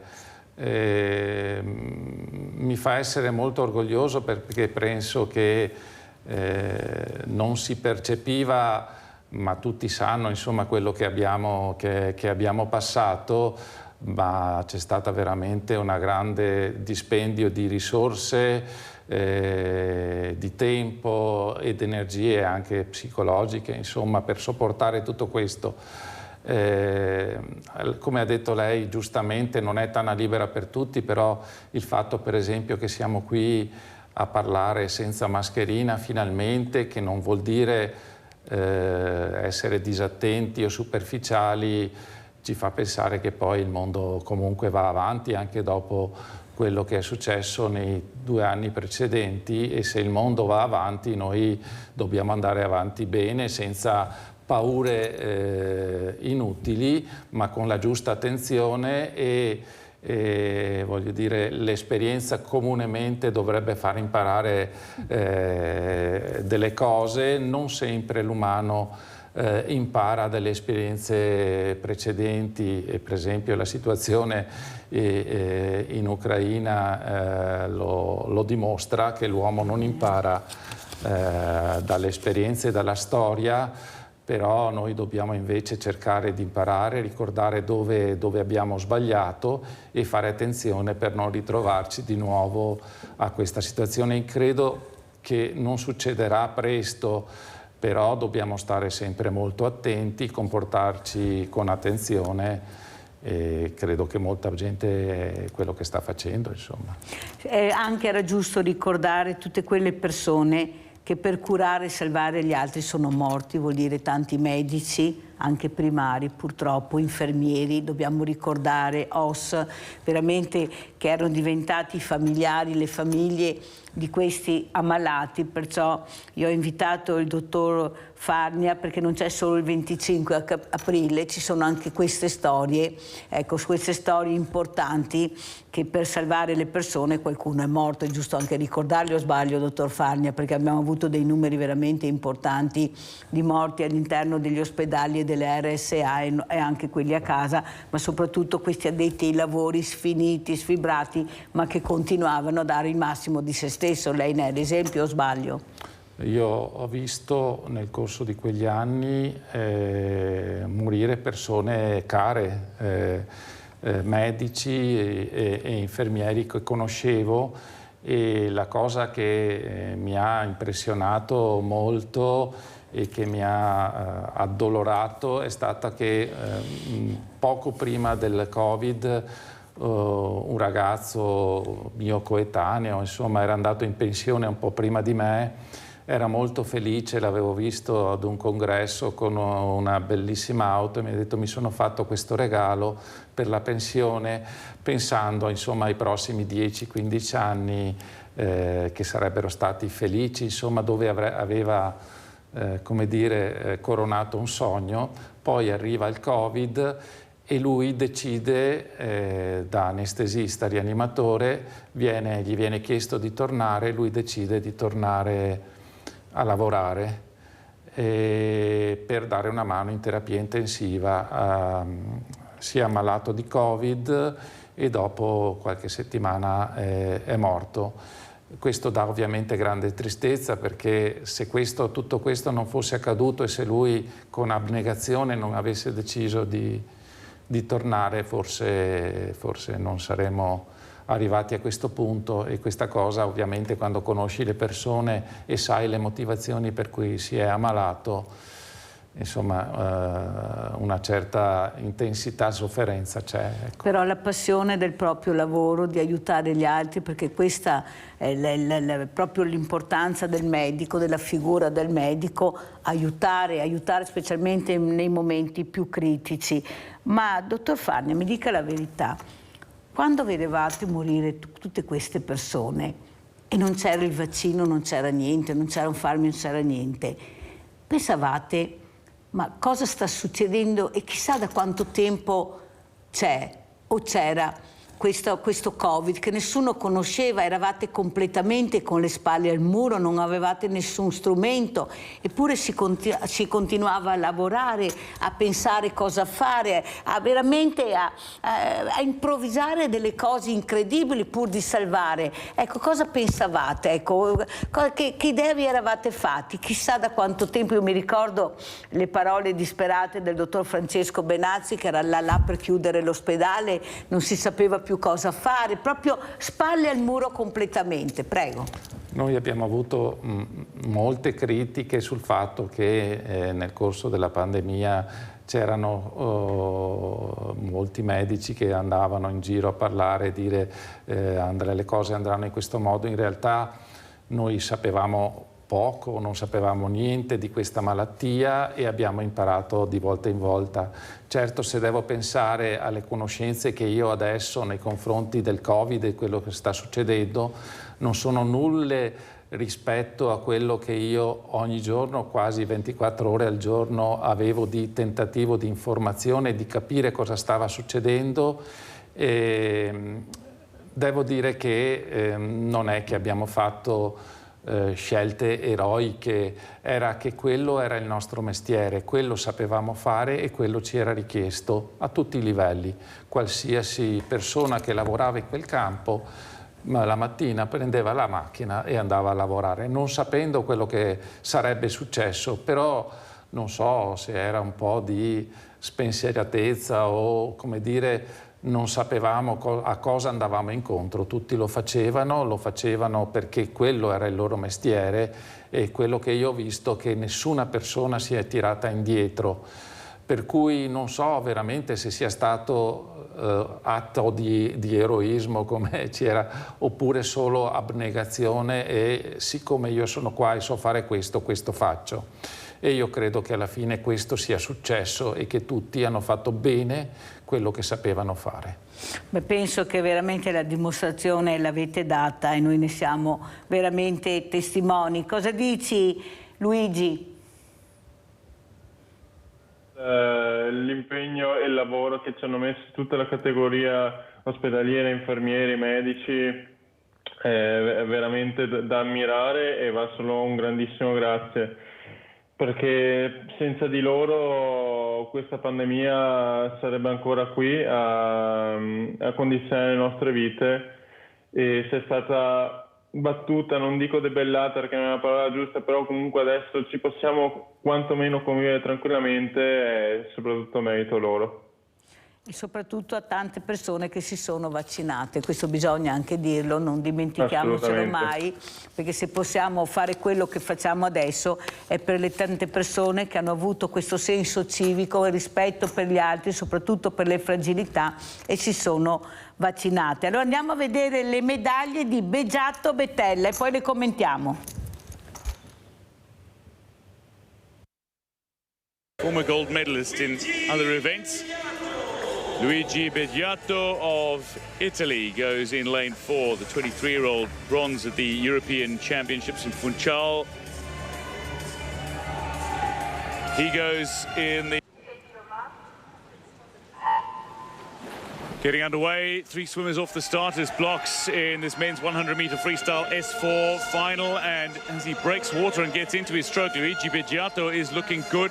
The Mexican swimmers do tend to go out. Allora Luigi Beggiato, commentiamo, ecco queste bellissime immagini, questa medaglia che sta arrivando. Vai Luigi. Suzuki Takayuki is trying his fino best to adesso il più importante della mia vita, come il 100 stile libero, e dove ho preso l'argento. È una gara che sta andando molto molto bene, purtroppo nell'ultima parte mi sono cadute di colpo le gambe, è una cosa che a me succede abitualmente per via della mia patologia, solo che in quel caso è stato particolarmente violenta la cosa, quindi mi ha impedito magari di arrivare all'oro, però comunque argento alla prima gara della Paralimpiade della tua vita è certo un risultato che non può che non far felici, ed è una medaglia che mi porterò sempre dentro il cuore, anche se diciamo che a Parigi l'obiettivo è di migliorare quel colore. Allora Luigi, hai fatto sorridere anche il dottor Fagna, perché vedere queste immagini e vedere, guardate, la grinta, proprio la velocità, e l'equilibrio soprattutto, poi all'improvviso qualcosa cede. Però non importa, si va avanti. L'importante è partecipare, come dicono tanti tuoi amici, o sbaglio, Luigi? Beh, oddio, sinceramente quando si ha questi livelli si va a fare un mondiale piuttosto che una Paralimpiade, piuttosto che un europeo, per fare il meglio possibile. L'importante è dare il meglio di se stessi, poi se si arriva alla vittoria di qualche medaglia tanto meglio, però l'importante è dare sempre il 100%. Perché partecipare sì è importante, ma se si partecipa solo per partecipare lo sport agonistico perde un po' la sua essenzialità. Allora quando li avrò ospiti, perché ritorneranno di sicuro, gli ho detto: guardate che Luigi Beggiato ha detto sì partecipare, però dare il meglio di se stessi. È bellissimo, ha sentito dottor Fagna che non ha detto vincere, ha detto dare il meglio di se stessi. Ma quanto bravi sono questi ragazzi, questi atleti, dottor Fagna? Questo è la bellezza poi dello sport, del fatto che comunque a un certo punto ci si appassiona così tanto che ci si immedesima nella gara e tutti quanti partecipano con quello che deve arrivare per aiutarlo a vincere. Questo vale in qualsiasi tipo di sport e credo che sia questo il motivo per cui poi noi da casa seduti guardiamo, ci appassioniamo, soffriamo, a volte anche in maniera esagerata per lo sport. Sono molto bravi e complimenti, e anch'io credo poi che andare lì solo per partecipare non sia proprio quello che è lo spirito. Insomma, ovviamente poi non tutti possono essere vincitori quando c'è una gara, ma andare per provarci e per mettercela tutta, questo sì, assolutamente. Allora andiamo a vedere anche le foto Tokyo 2020, così le commentiamo sempre con Luigi Beggiato. Ecco, allora, questa è la mia prima medaglia internazionale in assoluto che ho conquistato agli europei di maggio del 2021 svolti a Madeira, e questa è la medaglia 3 mesi dopo circa, la mia prima medaglia alle Paralimpiadi, quella che abbiamo appena visto dei 100 stile libero.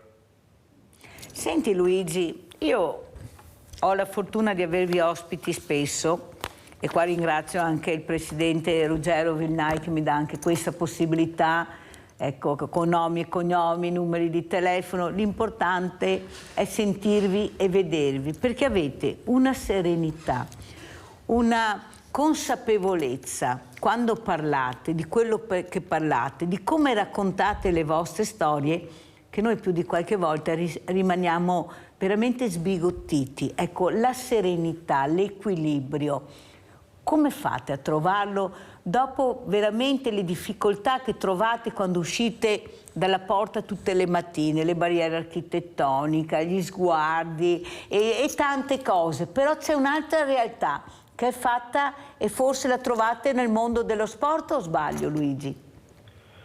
Allora, innanzitutto la difficoltà dipende da che punto di vista si guardi. Certo, se io esco in moltissime città vedo un sacco di barriere architettoniche, mi verrebbe da dire, beh, mi chiudo in casa e via, perché veramente le nostre città purtroppo sono veramente poco adatte, non dico ai disabili, ma in generale alle persone, perché si pensa solo magari alla carrozzina, però pensiamo anche, non so, a un anziano o anche semplicemente dei genitori con un passeggino. Cioè, ci sono delle barriere architettoniche che vanno anche a creare delle situazioni di pericolo in certi casi. E l'importante appunto è dire ok, c'è questa difficoltà che può essere la barriera architettonica, ma in generale in tutta la vita possono esserci degli inconvenienti, e dire ok, io devo vincere questa difficoltà, o comunque devo cercare di limitare i danni, diciamo così. È un po' come vale per la disabilità, almeno personalmente. Io e la mia disabilità ci convivo assolutamente in modo tranquillo, e io ho sempre pensato che finché sarò io a decidere cosa posso e non posso fare, per me andrà bene così, e credo che sarà così per tutta la vita. Per cui alla fine sì, le difficoltà ci sono, però bisogna saperle superare, o comunque bisogna saper riconoscere i propri limiti, perché oggettivamente non possiamo fare tutto, però magari non riusciamo al 100%, ma al 95% se ci impegniamo, quello sì. Senti Luigi Beggiato, io ho avuto il presidente Ruggero Vignai che è andato a Cortina proprio a fare un convegno perché non c'era l'accessibilità in quasi tutti gli alberghi per i campionati, questi giochi olimpionici, gli alberghi non sono a norma. Ma ti sembra una cosa normale nel 2023? Adesso stanno rincorrendo e correndo. Ma secondo te c'è qualcuno che non ha capito? Oppure questo mondo delle diversità, delle fragilità? A me non piace parlare di disabilità, scusami, ma io vi chiamo diversamente agili. Ecco, io vi chiamo così perché vi muovete in maniera diversa, tutto qua, ma non cambia assolutamente niente. Mi sembra che qualcuno si sia dimenticato, forse perché abbiamo parlato poco di inclusività, forse perché vi abbiamo sempre visto molto poco rispetto agli sportivi, ai normodotati, o sbaglio? Diciamo che in Italia purtroppo permane ancora una visione un po' errata del disabile, anche dell'atleta disabile in generale. Come dicevo prima, molte cose anche banali non sono state pensate, come i marciapiedi, ma anche io abitando a Padova vedo molte difficoltà anche a prendere un autobus da solo, perché sì, ci sono le pedane, però hanno un'inclinazione tale che è impossibile arrangiarsi.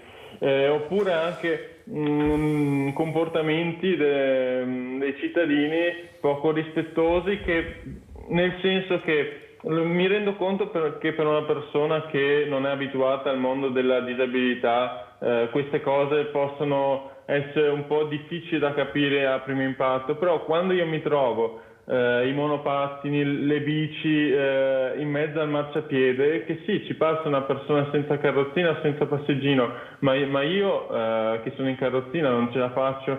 Quindi è proprio una questione secondo me culturale, ma anche appunto dato dal fatto che ci è stato dato poco risalto in generale come associazioni per disabili e anche nello sport. E questo sicuramente non ha contribuito ad una crescita culturale. Fortunatamente sto notando che negli ultimi anni qualcosa sta migliorando. Sono piccoli miglioramenti, però bisogna avere pazienza e speriamo che un giorno in tutti gli ambiti ci sia una maggior consapevolezza da parte di tutti. Guarda, verrei ad abbracciarti veramente per quello che hai detto e come l'hai espresso, o sbaglio, dottor Farnia? Molto serenamente. Il problema non è solo in Italia, ma chi ha costruito le infrastrutture dai marciapiedi alle strade non lo ha fatto pensando ovviamente a persone che potevano avere delle limitazioni. E ricostruire tutto immediatamente non è ovviamente possibile. L'importante, mi pare che questo oramai sia una percezione comune, che questo è un problema e che dovrà essere risolto, per cui tutto quello che verrà costruito nuovo deve avere questa direzione. Comunque anch'io apprezzo molto la serenità che ha Luigi, complimenti veramente, perché io credo che questo sia lo spirito giusto e vediamo lui così perché ovviamente ha avuto la forza di esprimerlo e di uscire in questa maniera, e quelli che non vediamo e quelli che questa forza non ce l'hanno e che hanno dovuto chiudersi ovviamente. La questione non è normalità o quella che viene chiamata disabilità, il fatto è che siamo tutte persone che reagiscono e ognuno di noi i limiti ce li ha, magari qualcuno non si vede e sono nascosti, però comunque stiamo parlando di persone complete comunque. Allora, torniamo adesso al suo lavoro, dottor Farnia. Molti hanno ancora paura dell'anestesia. Io l'altro giorno ho parlato con un'amica che deve deve fare un'operazione e ha detto: il mio terrore è l'anestesia, perché ho sentito, ecco, questo sentire, questo non informarsi adeguatamente, però è molto importante l'anestesista, la figura dell'anestesista. Lui sorride perché me l'ha spiegato molto bene, ecco, l'importanza di questa figura. Prego, dottor Fagna.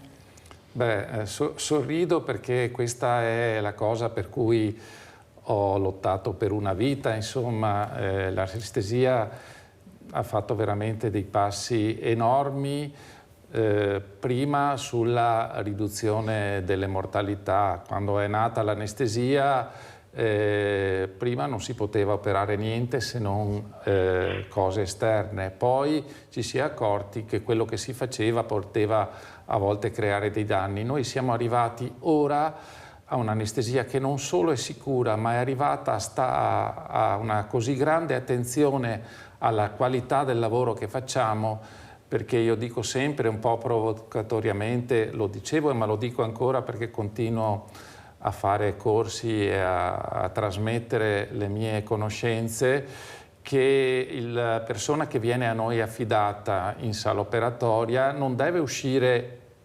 benino, deve uscire meglio di come è entrata, e quindi deve uscire con la sensazione di calore. Una volta tutti uscivano tremando, ricordando freddo, non deve avere nausea e vomito, cosa che si pensava una volta, insomma, ma c'era evidentemente. Non deve uscire sonnolenta, che non riconosce le persone che gli stanno vicini, agitata, con dolore. Ecco, tutte queste cose vengono prese in considerazione dall'anestesia moderna, che non solo è molto sicura, ma è una anestesia di qualità, per cui riusciamo ad offrire veramente un servizio per cui la maggior parte delle persone che io ricordo esce e dice: se sapevo che era così forse non avrei avuto così tanta paura. Qualcuno mi ha detto anche: stavo così bene che quasi quasi vorrei un altro po'. Avete sentito come cambiano i tempi, ma soprattutto grazie anche all'informazione, dottor Fagna, perché voi sì, quando escono, ma quando entrano c'è un accompagnamento anche al prima, di far rilassare al massimo queste persone, di metterli al suo agio, di non aver più la paura di varcare quella soglia, quella porta che è sala operatoria, anestesia. Prego. Sì, assolutamente vero. Cioè, noi per moltissimi anni, insomma, tutti hanno pensato che l'anestesia si risolvesse dal momento in cui la persona viene addormentata al momento in cui la persona si sveglia al termine dell'intervento. In realtà è un percorso che inizia prima, per cui l'anestesista vede, valuta la persona, decide quali sono le strategie comunicando con la persona e decidendo insieme migliori per quello che deve fare. Quindi lo conosce, la persona conosce l'anestesista, comprende che è un professionista preparato a cui si può affidare con tranquillità. L'anestesista indica il percorso dal reparto alla sala operatoria. Per esempio, la maggior parte delle persone ora, quando entrano, vengono subito riscaldate per dare un ambiente accogliente. Se sono molto agitate si comincia a fare la sedazione, gli si tiene la mano, gli si parla. E poi il percorso, ovviamente quello importante del lato operatorio e del lato anestesiologico, e poi il percorso dell'anestesista non termina lì, ma continua anche in reparto, per cui l'anestesista deve andare a trovare il paziente, dire: io sono quello che l'ha seguita in quel momento, come sta, ha avuto dei problemi, in modo che anche noi giorno per giorno impariamo e miglioriamo e offriamo il miglior servizio possibile. Il percorso anestesiologico termina nel momento in cui il paziente va a casa, se si vuole, perché è un percorso che inizia veramente dall'ingresso in ospedale o anche molto prima, e quindi si chiama medicina perioperatoria e non anestesia, che prevederebbe solamente un momento che è ovviamente importantissimo, ma non è l'unico momento di questo percorso. Dottor Fagna, parliamo anche della figura femminile. tantissime donne all'interno delle sale operatorie, anche come anestesista. Ecco, questa donna che cerca sempre di più di riuscire ad esserci, o sbaglio? In realtà ci è riuscita benissimo. Se lei va ai corsi o vede i corsi con i medici o nel mio caso gli anestesisti, lei vede che la maggior parte sono di sesso femminile. Non lo so, probabilmente sono un po' più mature quando devono affrontare i test d'ingresso, però è anche vero che il lavoro è molto bello e può essere fatto con grande soddisfazione anche da una donna anche che riesce ad avere una famiglia e dei figli, perché ora c'è molto rispetto e molta attenzione a questo, per cui assolutamente non c'è differenza di sesso se non in una scelta personale. Una volta era maschile, ora è maggiormente femminile, ma è bene che sia equilibrato, sarebbe bene che fosse equilibrato. Allora sentiamo anche cosa dice invece Luigi Beggiato, perché anche voi come figure femminili, noi pensiamo sempre al numero uno, ma ce ne sono tanti numeri uno. Penso anche alla nostra Porcellato, tanti sport, Grinte, a Bebe Vio e tantissime altre, però che hanno dato il là per far capire veramente che c'è anche un mondo diverso. Basta crederci, come dicevi tu Luigi, e forse si centra l'obiettivo, o sbaglio? Però è importante anche la figura femminile. Assolutamente, lei giustamente ha menzionato due icone. La Porcellato è sicuramente una leggenda vivente dello sport paralimpico, perché se non erro ha partecipato a 11 edizioni dei Giochi Paralimpici, una cosa assurda, mi verrebbe da dire che è un record che è destinato a non essere battuto. Bebe Vio la conosciamo tutti, insieme ad Alex Zanardi è stata colei che ha portato visibilità al mondo paralimpico e che quindi ha dato in un certo senso il via anche a un'esposizione mediatica che sicuramente non è ancora al pari dei nostri colleghi olimpici, però quando si svolgono le Paralimpiadi non ci possiamo lamentare. L'unica cosa è che purtroppo dopo questi eventi i riflettori sistematicamente si spengono. Però questo è un altro discorso. E in più vorrei anche rimarcare il fatto che negli staff tecnici delle varie nazionali la figura femminile è di fondamentale importanza. Noi in nazionale di nuoto paralimpico abbiamo Federica Fornasiero, che è colei che si occupa un po' di tutta la programmazione e il suo contributo è fondamentale. Poi ci sono le fisioterapiste, che sono degli elementi fondamentali. Quindi, come un po' in tutti gli ambiti, la figura femminile non ha nulla da invidiare a quella maschile, anzi molte volte riesce a rendere di più.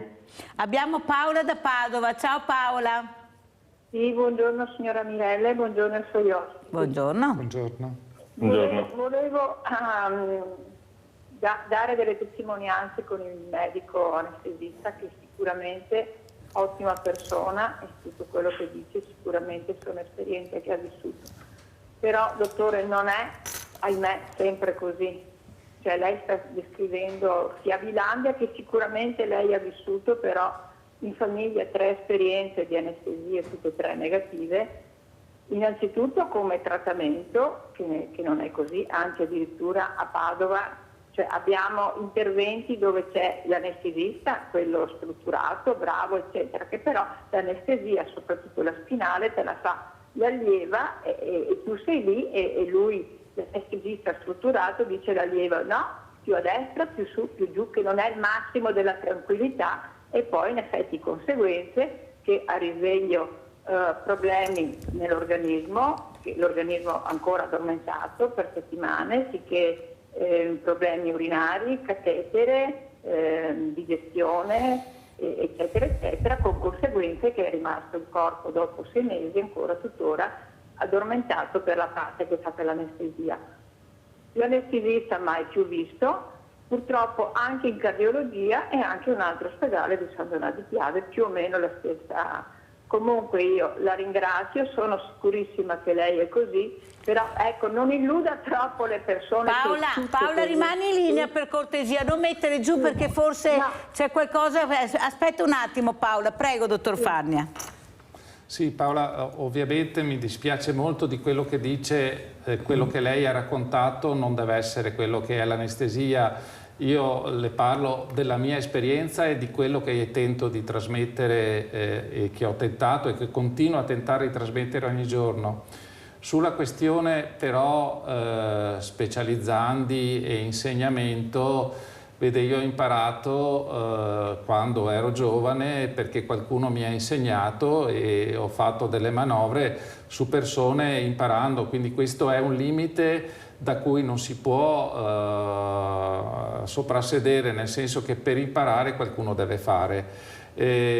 Forse l'ambiente dovrebbe essere più accogliente e chi insegna dovrebbe essere molto presente, perché pensare che facciano la cosa sempre le stesse persone vuol dire che non crescono le altre persone. Molto più grave secondo me è che poi lei non abbia più visto l'anestesista, perché questo non è quanto dovrebbe essere il percorso dell'anestesia moderna, e io non le posso che parlare delle mie esperienze e di quanto penso che la mia professione debba dare. Su quello che poi ovviamente succede in giro io non posso dire se non essere addolorato dell'esperienza che lei mi riporta. Ma sulla questione insegnamento alle persone, io sono orgoglioso di aver insegnato a delle persone che ora sono più brave di me, e solo insegnandogli e permettendogli di lavorare abbiamo questo risultato. Io ora non giro più per gli ospedali, però sono certo che le persone a cui ho insegnato fanno il loro lavoro meglio di come lo facevo io, e questo è inevitabile. Dottore, mi scusi, mi sente? Sì, prego Paola. La sento. Allora, lei ha perfettamente ragione, però che quando questo insegnamento ho tribulato io, sto tribulando io da mesi per le conseguenze di questa anestesia spinale mal eseguita. Adesso io non so se è l'allievo o il maestro che ha errato, però le assicuro che sto tribulando, e ho tribulato tantissimo, perché avere poi catetere per mesi, infezioni, non potendo tornare a casa, cioè la gestione di un catetere, la gestione anche dell'intestino che non riuscivo più a evacuare, sono arrivata a essere un cadavere, 39 kg sull'orlo, cioè è tuttora tutta la parte destra addormentata. Quindi sì, è grave che l'anestesista non sia venuto, però francamente, egoisticamente forse, è molto più grave le conseguenze che io ho avuto. Se mi permette, ecco, adesso io non so, maestro allievo, fatto sta che ha avuto conseguenze, e ahimè non è la prima che ha conseguenze con l'anestesia spinale, non è la prima purtroppo. Quindi ecco, non è tutto come dice lei, come è scontato che sia, però io rivedrei un attimo questo fatto del mettere magari degli allievi che siano già un po' più preparati, o il maestro, non lo so, però ecco, io questa è la testimonianza di 3 persone in famiglia e la volevo dare. Questo non toglie nulla al suo operato, che sicuramente sarà fantastico. Comunque grazie infinite e buona giornata. Grazie a te Paola. Ecco, sono 2 realtà diverse, ecco, parliamo anche di ospedali diversi, di anestesie diverse, e come sappiamo purtroppo non sempre funzionano come dovrebbero funzionare. Dalle telefonate che ricevo succede anche così. Delle volte io dico sempre che sono anche fortunata a essere a Treviso, vivere a Treviso, però se sento poi gli ospiti primari che ho a Padova, dico che anche Padova è eccellente. Dopo, per carità, tutto può succedere, abbiamo anche i Novax, perciò non è che ci manchi nulla, eppure la scienza è scienza, la ricerca è ricerca, però ognuno poi la pensa alla propria maniera, ecco, nel rispetto però anche delle persone che sono morte. Io direi che dobbiamo dare anche fiducia, perché tutto possiamo dire, ma non che ce la mettano tutta per curarci o per salvarci la vita, o sbaglio, dottor Farnia? No, ma è giusto che Paola abbia riportato la propria esperienza, perché questo è il mondo reale, non dipende certamente da un ospedale all'altro. È vero che io posso parlare dell'ospedale dove ho lavorato e di cui conosco la situazione, e devo dire che sono certo che il servizio offerto è di grandissima qualità. Poi è anche vero che non sempre, quando si lavora con gli umani, si riesce a fare le cose nel modo migliore possibile, e sfortunatamente la medicina non è una scienza esatta e le persone possono anche fare degli errori.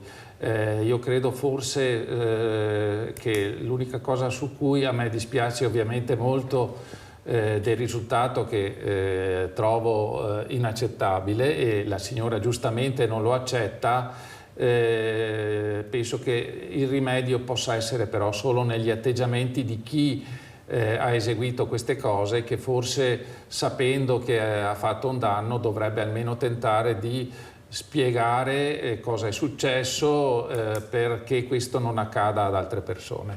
Ha fatto bene a dirlo, giustamente, anche perché Paola dice: lo sto provando io sulla mia pelle, questo sbaglio che hanno fatto, e non è corretto e non è giusto. E non possiamo nasconderlo, soprattutto perché l'unico modo di imparare è mettersi in discussione e imparare anche dagli errori. E soprattutto io ringrazio anche per queste testimonianze, perché servono anche per migliorare, per far capire che le persone parlano, raccontano, ecco, si mettono in gioco, ed è molto importante per migliorare tutto il sistema dove non funziona. Come ci saluti, Luigi Beggiato? Allora, innanzitutto vi ringrazio anche il mio gruppo sportivo militare delle Fiamme Gialle, che mi ha permesso di essere qui con voi. È stata un'ora molto piacevole per me, spero che lo sia stato anche per voi, e speriamo magari di aggiornarci in futuro con nuovi risultati da commentare. Non ho dubbi che ce la farai, guarda Luigi, vero? Veramente hai una grinta veramente incredibile, perciò un in bocca al lupo, ma grande, grande, grande. Abbiamo Antonio in linea, ciao Antonio. Sì, buongiorno. Buongiorno, volevo solo dire che il signore è il dottore che ha risposto a quella signora lì che è rimasta per via dell'anestesia, che è rimasta, diciamo, quasi morta, no? Il dottore, quel signore lì non conosco io, volevo solo dire che lui come può rispondere nel senso giusto o sbagliato? Lui deve pur rispondere che loro fanno tutto quello che possono, però la gente se sbaglia deve anche pagare, insomma, non so capito che dire? Io entro in ospedale, esco fuori nella casa della morte, che farà tutte queste cose, no? Allora è normale che lui, io lo vedo dalla faccia, mi scusi, lo vedo dalla faccia che lui più di quello non può rispondere, capite? Su quelle interrogazioni, capite? Che lui cosa deve dire, altrimenti perde il posto pure lui, capito? Questo è il problema dell'Italia, secondo me, che nessuno può dire quello che pensa. Quello. Forse Antonio non hai seguito dall'inizio, perché il dottor Farni è pensionato, l'abbiamo detto prima, perciò può parlare liberamente, ma lui ha detto anche che parlava liberamente anche prima, quando dirigeva questo reparto. Prego. Non perdo nessun posto e giustamente non posso rispondere che quello che ho risposto, perché non ho conoscenza di quello reale, di quello che è accaduto. Troppa gente parla di cose che non sa, e io, se non so e non ho capito cosa è successo e non ho gli elementi per dare una risposta corretta, non la posso dare. Dico solo che per la mia esperienza noi dobbiamo cercare di fare del nostro meglio, e penso che la maggior parte lo facciano. Certamente tra di noi, come in tutte le professioni, c'è qualcuno che questo lavoro lo fa un po' meno, tentando di dare il meglio. Sul fatto che il medico che fa un errore debba pagare, entriamo in un argomento che è un po' spinoso, a dir la verità, perché veramente quando io penso che faccio una cosa per un mio paziente non ho nessuna intenzione di fare del male. È vero che faccio un lavoro che prevede a volte degli aspetti pratici che non sono sempre sotto il mio controllo, e quindi io quello che tenterei di come dire, criticare è l'atteggiamento nei confronti di quello che è successo dopo e l'atteggiamento nel seguire la persona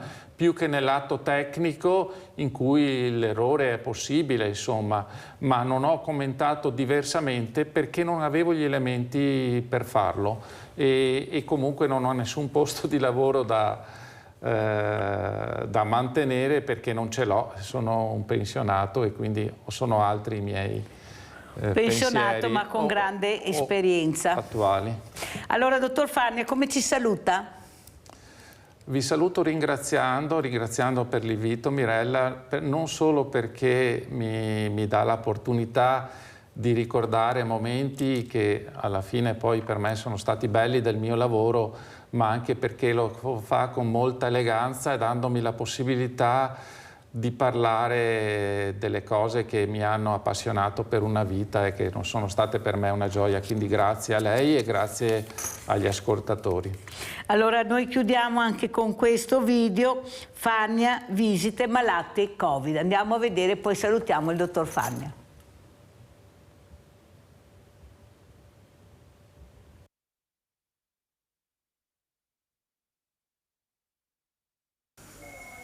Sono già 20 al Cafoncello di Treviso nell'arco di un mese le famiglie che hanno potuto far visita ai propri cari malati di Covid ricoverati in gravi condizioni in terapia intensiva. Negli ospedali dell'ULSS 2 è ora possibile incontrare di persona, con tutte le precauzioni del caso, pazienti di cui prima era solo il medico a riferire le condizioni. Gli permettiamo di stare un quarto d'ora, ma poi insomma se c'è bisogno di più stiamo lì anche di più. Questo vale per 2 gruppi di familiari al giorno. È il medico a proporre ai familiari la visita, in genere nei casi di pazienti gravissimi. Abbiamo sempre fatto comunicare anche nella prima fase il familiare che era in grado di farlo, cioè il respiro spontaneo con ossigeno, con maschera, con il pad o con il telefono, insomma questo l'abbiamo sempre fatto. In realtà quello che sta succedendo adesso è che diamo la possibilità di dare spesso un ultimo saluto ai pazienti che rischiano di non farcela, insomma, per cui quando sentiamo questa esigenza importante noi facciamo questo percorso. Prima erano gli operatori sanitari ad accompagnare fino alla fine i pazienti che non ce la facevano. È un carico che noi non ci possiamo prendere, insomma, non vorremmo prenderci perché non ci spetta, perché il familiare è un'altra cosa rispetto a noi, anche se noi cerchiamo di essere in tutti gli aspetti persone umane il più possibile. A colpire maggiormente medici e infermieri in questa lotta quotidiana contro il virus i pazienti che possono interagire e che, malgrado condizioni in apparenza buone, si spengono per le conseguenze devastanti della polmonite. Tutti i pazienti che sono svegli, che con noi comunicano, quelli ci danno ovviamente una grande emozione, tutti. Ecco, ieri si parlava di memoria, penso che oggi sia doveroso anche ricordare, perché non è un passato lontano, è un passato recente che assolutamente dobbiamo ricordare, visto veramente i morti che abbiamo avuto. Grazie al dottor Farnia, grazie veramente di essere stato con noi, dottor Antonio Farnia, e io spero tanto invece che il dottor Farnia ritorni a lavorare all'ospedale, magari con altri ruoli, ma sempre abbiamo bisogno di queste figure molto importanti, molto competenti e appassionati del proprio lavoro. Grazie dottor Farnia, grazie pubblicità. Mille, ciao grazie. Luigi.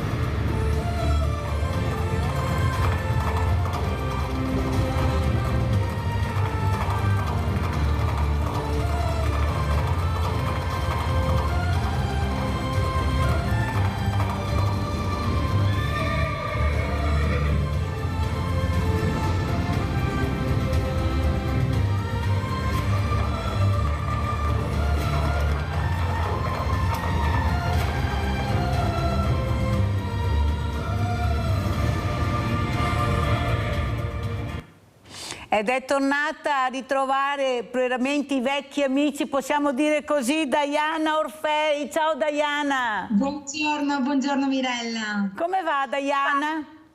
Bene, grazie. Ci siamo viste circa 2 anni fa, no? Mi ha invitato ai tempi del Covid, ai duri tempi del Covid, e adesso siamo ripartiti e diciamo che i tempi sono cambiati, sono molto migliorati, ecco, siamo felici. Come sta il papà intanto e la famiglia?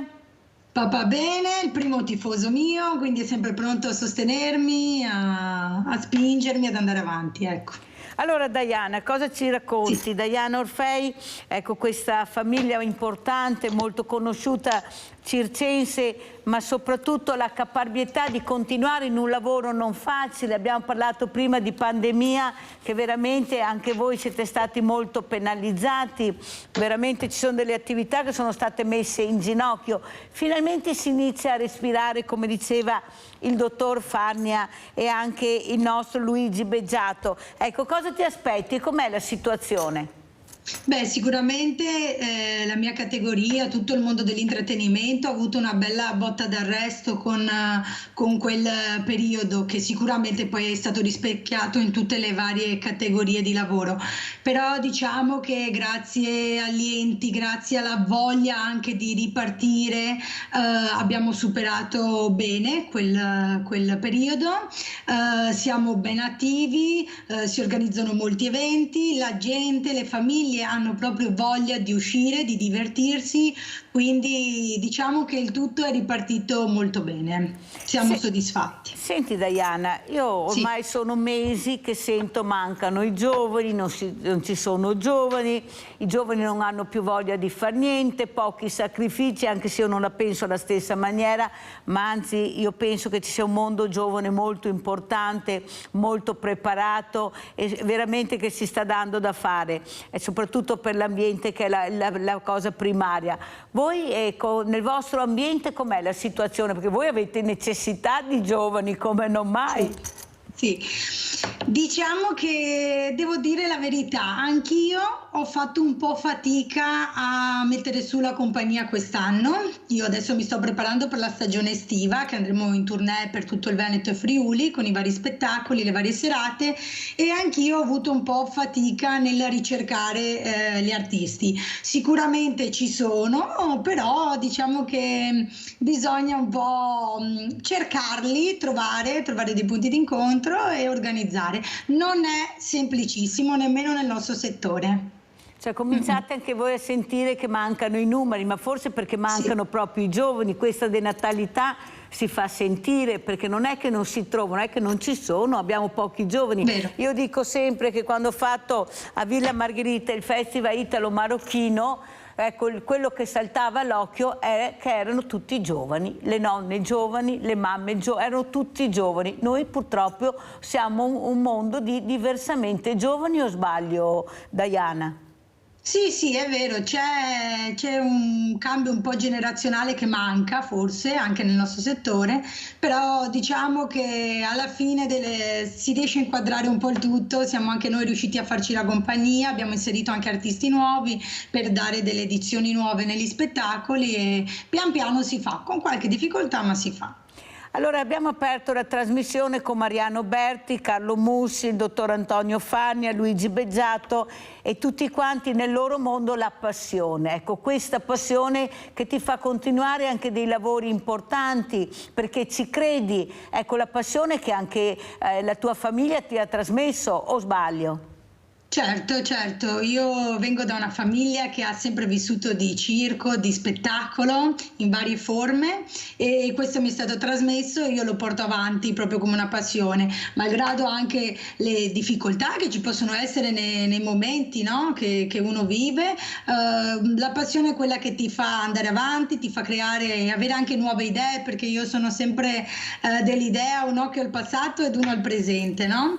E anche uno al futuro, quindi cerco sempre di portare degli spettacoli un po' innovativi, di creare quel qualcosa che si adegua ai tempi che corrono e anche alla richiesta da parte del pubblico, no? Com'è cambiato il circo rispetto a una volta? Spiegaci un pochino, che vogliamo anche capire perché si evolve, è un mondo che si evolve in tutto e dappertutto, prego.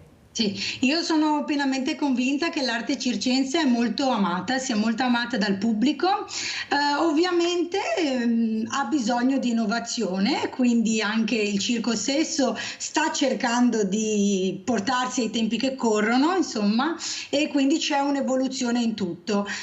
Diciamo che il pubblico, grazie a Dio, ama quest'arte e lo si vede perché quando facciamo gli spettacoli, che sia sotto un tendone, per chi ha il tendone classico, o per chi come me va a lavorare nelle varie piazze, nei vari teatri in forma diversa, la gente ha numeri importanti, insomma. Che spettacoli stai portando in giro? Come abbiamo sentito, ti sposterai molto tra Veneto e Friuli Venezia Giulia. Sì. E cos'è quello che attrae di più lo spettatore? Diciamo che io ho il mio format, che è il Diana Orfei Show, che è uno spettacolo di 1 ora e un quarto di tutta arte circense, quindi clown, giocolieri, acrobati. È uno spettacolo per tutta la famiglia, non solo per i bambini, ma proprio per il nonno, per la mamma, il papà. Vengono a trascorrere un'ora diversa dalle altre, un'ora di complicità, di familiarità, e per me questo è importante. Io porterò in tour questo mio spettacolo nella stagione estiva ed è stato per me sempre la mia base, no? La forma che porto appunto e promuovo in Veneto e in Friuli. Dopodiché ho creato un nuovo spettacolo invece, che è l'Animals in the Future, che quello è uno spettacolo olografico creato appunto per stare con i tempi che corrono, e sta avendo anche quello un grande successo. Quanto sacrificio e quanto impegno, perché noi vediamo degli esercizi incredibili, ma bisogna iniziare da bambini, da piccoli, cioè non è che si diventa per caso, vediamo veramente delle performance delle volte che rimaniamo con la bocca aperta. Ecco, quanto impegno, quanto sacrificio. Come in ogni cosa sicuramente impegno, dedizione, sacrificio è alla base, no? Quindi chi inizia da piccolino, io anche ho iniziato quando avevo 9 anni, insomma, ma anche chi è più adulto, chi si avvicina all'arte circense per passione anche in un'età più adulta, la base comunque è l'impegno e la dedizione, le prove come uno sportivo, l'allenamento, cioè tutto, no? Sì, è vero, però prima Luigi Beggiato diceva non c'è sacrificio se tu vuoi raggiungere l'obiettivo e ci credi. È un impegno ma non un sacrificio. Sei d'accordo? Sì, è un impegno che comporta dei sacrifici. Io ho un trascorso di 14 anni da atleta, agonista, facevo il pugilato, quindi so bene cosa vuol dire allenarsi per un obiettivo, anche per dei risultati importanti, e l'impegno è sempre insieme a un sacrificio comunque.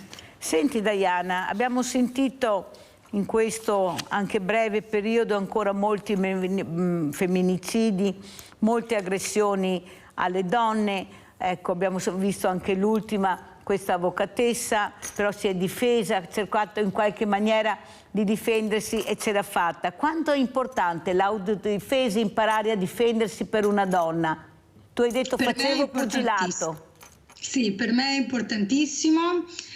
Io tengo molto alto il nome delle donne in primis. Io ho fatto uno sport prettamente maschile, il pugilato, e l'ho iniziato proprio negli anni in cui erano le prime donne a dimostrare qualcosa in questa disciplina, quindi so bene le difficoltà che si possono presentare in diversi campi. E credo proprio che l'autodifesa, il sapersi difendere e venire fuori da certe situazioni sia sempre molto importante, soprattutto per una donna. E soprattutto anche giocare, ecco, anche i bambini giocano poco, smanettano tanto ma giocano poco. Tu invece che fai parte, la tua famiglia invece ha insegnato a giocare, a farci sorridere, a farci ridere, che è diverso fin da bambini, i bambini con queste bocche aperte quando li vediamo che assistono a queste esibizioni. Ecco, quanto importante è il gioco e saper giocare e far sorridere e ridere, che non è cosa facile. Anzi, forse la più difficile. Vero, io Mirella proprio mi accorgo quando le famiglie vengono ai miei spettacoli, che per 1 ora e un quarto, 1 ora e mezza sono lì seduti e si dedicano al mio show. Sono veramente felice perché non ci sono telefoni, non seguono altro, non stanno guardando qualcosa di naturale, ma anzi condividono. Quindi per me creare questi eventi per i bambini, per le famiglie, con il loro coinvolgimento, perché tipo nel mio spettacolo, oltre a vedere l'attrazione o l'artista, vengono molto coinvolti, è fondamentale per mantenere una certa complicità per la famiglia, un momento di svago non disturbato da altre tecnologie. Ecco, tu hai detto che il circo è per tutti, è per gli anziani, è per i genitori, è per i bambini. Che numeri avete? Cioè questa passione che non tramonta, questa voglia di divertirsi, di andare al circo continua. E gli stranieri com'è la situazione? Perché adesso molti stranieri arriveranno in Italia, nelle nostre bellissime città, ma dove hai avuto chi va? Beh, in Italia siamo il giardino del mondo, abbiamo la più buona cucina, abbiamo tutto meglio di tutti gli altri, perché è vero, è la nostra storia, non a caso ci chiamano il bel paese. Cosa ci racconti, Diana?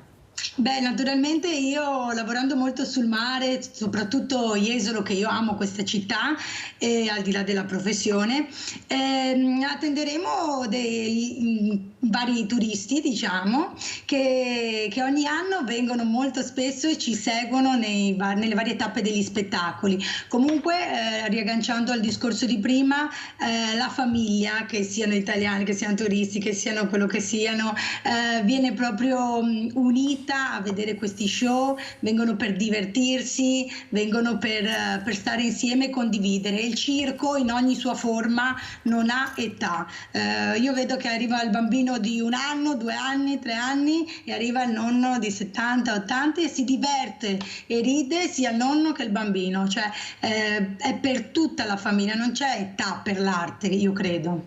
Senti Diana, tu hai detto sono stata un'atleta, questi ragazzi che fanno poco sport. Io ti ho invitato anche per questo, per cercare di capire come possiamo intrigarli con lo sport. Io ascolto molti ragazzi e molti dicono non mi interessa, non c'è niente che mi piaccia dello sport. E sono veramente numeri preoccupanti, soprattutto anche il numero dell'obesità nei bambini, questi bambini molto fermi, molto immobili, che non creano neppure i giochi perché ormai trovano tutto fatto. Ecco, tu cosa vorresti dire? Ecco, come aiutare invece questi ragazzi che forse se li prendiamo per mano riusciamo ancora a far capire che forse il mondo gira in un'altra maniera anche per loro? Secondo me il primo lavoro è alla base della famiglia, quindi i genitori devono indirizzare i bambini, secondo me, fin da piccoli a un'attività sportiva, anche un'attività sportiva non scelta dai genitori, ma lasciata la libertà al bambino di scegliere quale disciplina poi andare a fare.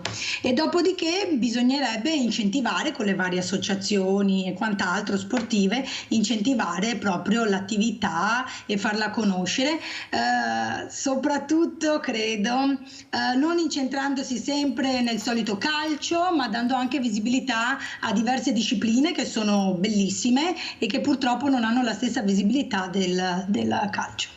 Ma secondo te non è anche la scuola che dovrebbe aumentare le ore di sport? Siamo in Italia, siamo gli ultimi perché facciamo solo 2 ore di sport. Pensate, ne avevo tolto anche una, c'era un'ora sola, adesso per fortuna ne hanno aggiunta un'altra che fanno 2 ore alla settimana, ma è troppo poco, mentre il resto d'Europa, come dico sempre, fanno dalle 6 alle 8 ore. Come mai? Cosa succede secondo te? Bisogna pur che qualcuno riesca a capire che bisogna cambiare registro anche come disciplina nelle scuole dello sport. È verissimo, anch'io concordo con te, le scuole dovrebbero incentivare l'attività sportiva, quindi se ci fosse un lavoro a casa da parte dei genitori, alle famiglie, le famiglie, dopodiché la scuola e tutto quello che ci va dietro, sicuramente si hanno dei risultati maggiori.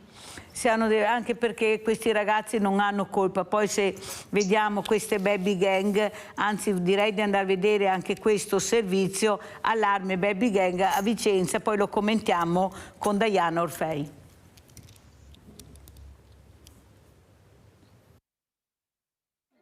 Violenza giovanile, appuntamenti social con rissa, bullismo, baby gang. Gli scontri tra adolescenti sono un fenomeno che Vicenza conosce bene perché la città li ha vissuti, li ha affrontati, li ha visti. Ragazzine che si prendono per i capelli e si picchiano selvaggiamente, giovani che si fronteggiano senza esclusione di colpi e poi c'è sempre chi compiaciuto riprende col telefonino la rissa, i pugni, i calci, gli spintoni e posta i video dei combattimenti sui social. Oggi proprio da Vicenza il sottosegretario alla giustizia Andrea Ostellani lancia una nuova proposta per fronteggiare bullismo, baby gang e violenza giovanile.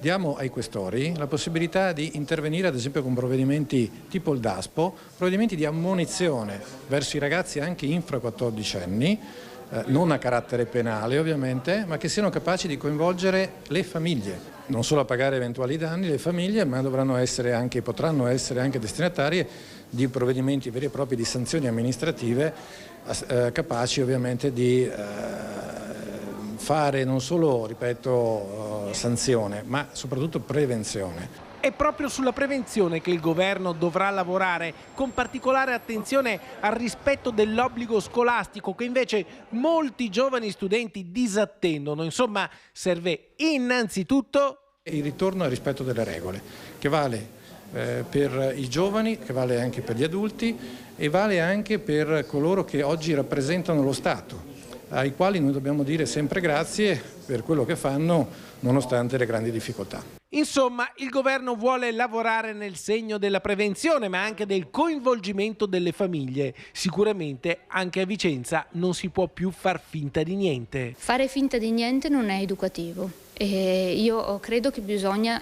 intervenire, che si debba intervenire, coinvolgendo sia chi compie l'azione, ma anche le famiglie. Ricordiamoci sempre che questi minori hanno dei genitori e devono essere coinvolti. Sì, ho capito, ma passiamo sempre ai genitori, scuola, genitori. Io penso invece, Diana, che stanno facendo un ottimo lavoro quelle dirigenti scolastiche che stanno cercando di creare dei mediatori proprio con i ragazzi. Sono loro che cercheranno di capire cosa c'è che non va in questi ragazzi e di cosa hanno bisogno. Io ci credo molto in questo. Tu cosa dici? Per la famiglia, sì, ma se uno ha due genitori che non esistono, non ci sono, non è che li può inventare da un momento all'altro a responsabilizzarsi. Perciò bisognerà pure che ci siano altre figure che, in attesa che questi genitori crescano e capiscano la responsabilità di essere genitori, facciano qualcos'altro e sono i ragazzi stessi. Cosa ne pensi, Diana? Ragazzi con degli specialisti, con delle persone comunque che le possono seguire, indirizzare è importante, però io sono un po' dell'idea che viene tutto anche dalla famiglia. Nel caso il ragazzo ha la famiglia alle spalle, penso che sia fondamentale che siano loro i primi a dare un indirizzo e un'educazione al ragazzo stesso e soprattutto a controllare cosa fa fuori di casa, perché credo che ci sono certe famiglie, non tutte, che magari questo non lo fanno e poi si vedono i risultati, oppure scusano alcuni comportamenti dei figli e io questo non lo trovo giusto. Tutto qua. Nel tuo lavoro regole e disciplina sono dominanti o sbaglio? Giustissimo Mirella, da me già io vengo fuori da una famiglia dove disciplina, impegno, costanza, determinazione sono tutti valori importanti. Io di indole già sono così, quindi sì, nel mio lavoro come in tutto, però credo in tutti i lavori, in ogni passione, in ogni cosa che si fa, sta alla base avere queste qualità. Tu hai figli?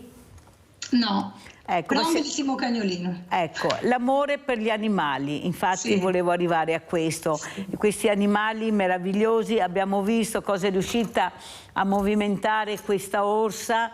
Ecco, purtroppo c'è un morto di mezzo, però l'amore per gli animali che veramente non viene messo in discussione. Addirittura la mamma di questo ragazzo ha detto: non me la prendo con l'orsa, me la prendo con chi non ha fatto prevenzione. Ecco, tu che hai vissuto anche con gli animali, questi animali qualcuno li dice feroci, ma fanno solo quello che devono fare, ognuno il proprio lavoro, come si dice, e loro fanno il lavoro dell'animale che è nato in loro. Cosa ne pensi, Diana? Secondo te come andrà a finire questa storia? Guarda Mirella, è una cosa secondo me molto delicata. Sicuramente da una parte c'è gli animali che sicuramente non hanno colpa né per il loro istinto né perché l'animale fa l'animale, punto. Poi dall'altra parte però è una questione molto delicata che io rispetto molto, che c'è la morte di un ragazzo e quindi una famiglia che soffre per questo, quindi su questo non mi espongo, capisco sia una parte che l'altra e basta. Ma secondo te questi animali, ecco, gli animali feroci che noi abbiamo visto per molti anni nei circhi, anche che ci sono ancora, però che vengono addomesticati, però ogni tanto qualcuno ci scappa anche il morto perché l'animale è imprevedibile, ecco, pensi di conoscerlo in tutti i sensi, ma poi all'improvviso arriva e non ti salvi più. Ecco, tu che consigli potresti dare, ecco, a quelli che hanno anche certi animali in casa? Voi non avete idea che animali ci sono in case private, voi non avete idea, ecco, io lo so perché mi permetto di dirlo, e questo non va bene perché poi con la massima indifferenza poi qualcuno li lascia liberi e poi non riesci a capire da dove viene questo serpente, questo cobra, perché di tutto e di più. Ecco, tu, ecco l'appello che vorresti fare, Diana. Secondo me, come in ogni cosa, gli animali vanno trattati da professionisti, da coloro che sanno come trattarli, sanno come addestrarli nel caso ci fosse la necessità, e non ci si può improvvisare. Io non sono tanto d'accordo con chi a casa tiene degli animali che non sono ingestibili, sono pericolosi sia per se stessi che per gli altri, quindi l'ammaestratore piuttosto che tutto quello che ci va dietro va lasciato fare a chi ha un'esperienza e una professione, e già lui comunque va a rischiare in alcuni casi, ma anche noi nel nostro mondo, nel nostro spettacolo è successo appunto che degli ammaestratori purtroppo sono stati azzannati e quant'altro dal proprio animale. Purtroppo come in tutti i lavori c'è un rischio, ma ripeto, va lasciato fare a chi lo sa fare. Soprattutto gli animali nei circhi, molti, specialmente gli animalisti, sono contrari, dicono che sono trattati malissimo, che non va assolutamente bene. Tu che hai vissuto in prima persona, poi hai preso anche delle decisioni con tuo papà proprio di non lavorare più con gli animali, ecco, come vedi la situazione? Sono sincera, la mia posizione, la mia scelta di non avere gli animali non è dettata dal fatto che è giusto o sbagliato. Io lascio che ognuno la pensa come crede e faccia le proprie scelte. Sicuramente c'è un po' uno stereotipo che è un pochettino passato, questo del maltrattamento e quant'altro. Gli animali, soprattutto nel circo, adesso, ai giorni d'oggi, con le leggi che ci sono, la regolarizzazione che c'è stata, non vengono né maltrattati né tantomeno altro.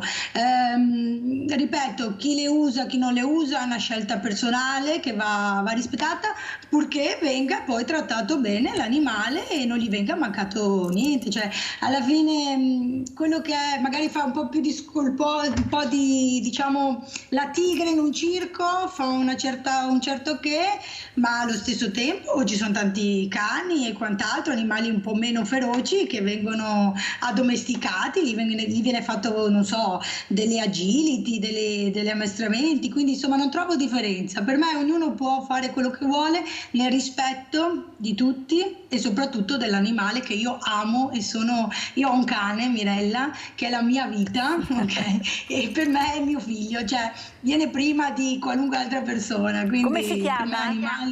Arro, è un maschietto. Ecco. Ascolta, allora visto che tu non hai gli animali, andiamo a vedere la tigre Diana con questo video che ci ha mandato. Andiamo a vedere un altro video di Diana Orfei. Ok.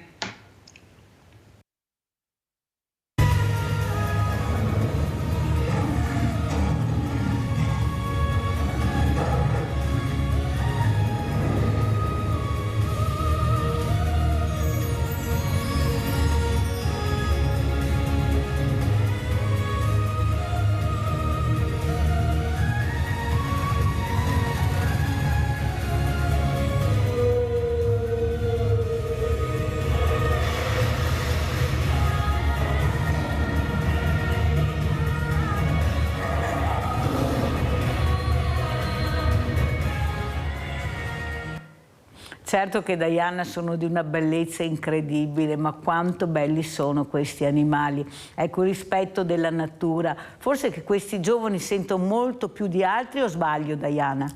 E cosa abbiamo visto in queste immagini? È la mia ultima creazione che ho dato vita proprio quest'inverno in occasione del villaggio di Natale di Jesolo.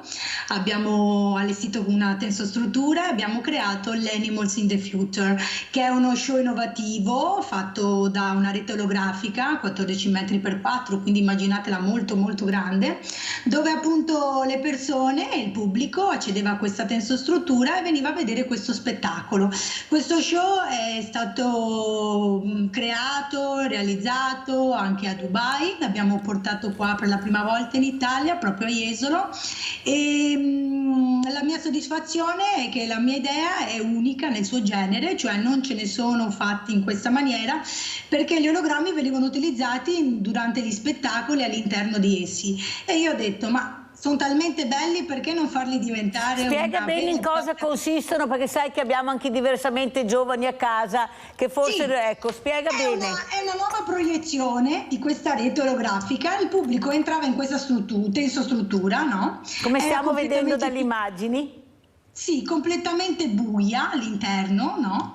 E da là veniva replicato questo show, non avevano bisogno di occhialini, 3D, nient'altro, lo guardavano proprio ad occhio nudo, replicato davanti di loro, e gli sembrava che gli animali fossero realmente di fronte a loro. Esatto. È una bellissima tecnica che appunto ho voluto sfruttare, facendola diventare un'attrazione vero e proprio, soprattutto in occasione che prima vedevo passare le immagini del villaggio di Natale di Jesolo, che in quest'inverno passato sono stata anche, ho seguito la parte animazione e organizzazione dell'intrattenimento, quindi una bellissima soddisfazione sia per l'Animals in the Future che tutta la parte animazione.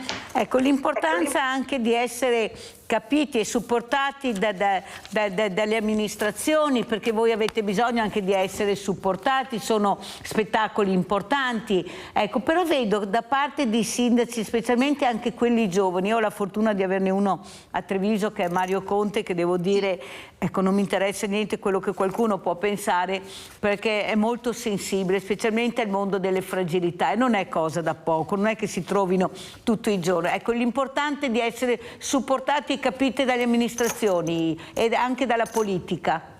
È importantissimo, è alla base, nel senso che noi senza le amministrazioni, senza gli enti, senza la politica che ci dà i mezzi per poter organizzare non saremo niente, cioè tutto aiuta tutto, no?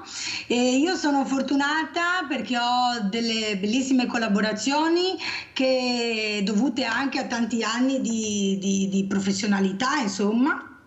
E niente, sono convinta che siano fondamentali, che devono aiutarci anche un pochettino nel realizzare questi eventi, che poi vengono ripagati dal pubblico, no? Perché quando organizzi un evento e il pubblico ne partecipa, quello è la soddisfazione più grande, sia per noi che organizziamo, sia credo anche per l'amministrazione stessa. Senti Diana, questa chiacchierata è terminata, come ci saluti? Ecco, e cosa vuoi dire ai nostri telespettatori e telespettatrici? Beh, vi ringrazio dell'invito, che è sempre un grande piacere ritrovarvi, e niente, io vi aspetto per la stagione estiva, che la mia partirà a fine maggio in tutto il Veneto e Friuli, nelle varie località. La prima tappa qual è? Come? La prima tappa qual è? Inizieremo da Jesolo. L'abbiamo vista, ecco, città incredibilmente bella, specialmente una spiaggia con una movida ma con una vivacità e con dei numeri pazzeschi, dobbiamo dirli, perché tutti si fermano a Rimini, sembra che poi le spiagge non ci siano più, e abbiamo le più belle spiagge anche qua del Veneto, però qualcuno dovrebbe accorgersene. Allora io ringrazio tanto Diana Orfei, organizzatrice di eventi, un grande abbraccio a tutta la tua famiglia, in particolare a tuo papà, ma ci sentiremo presto. Ciao Diana e buon lavoro veramente. Ciao. Grazie Mirella, ciao. E adesso la posta di Mirella.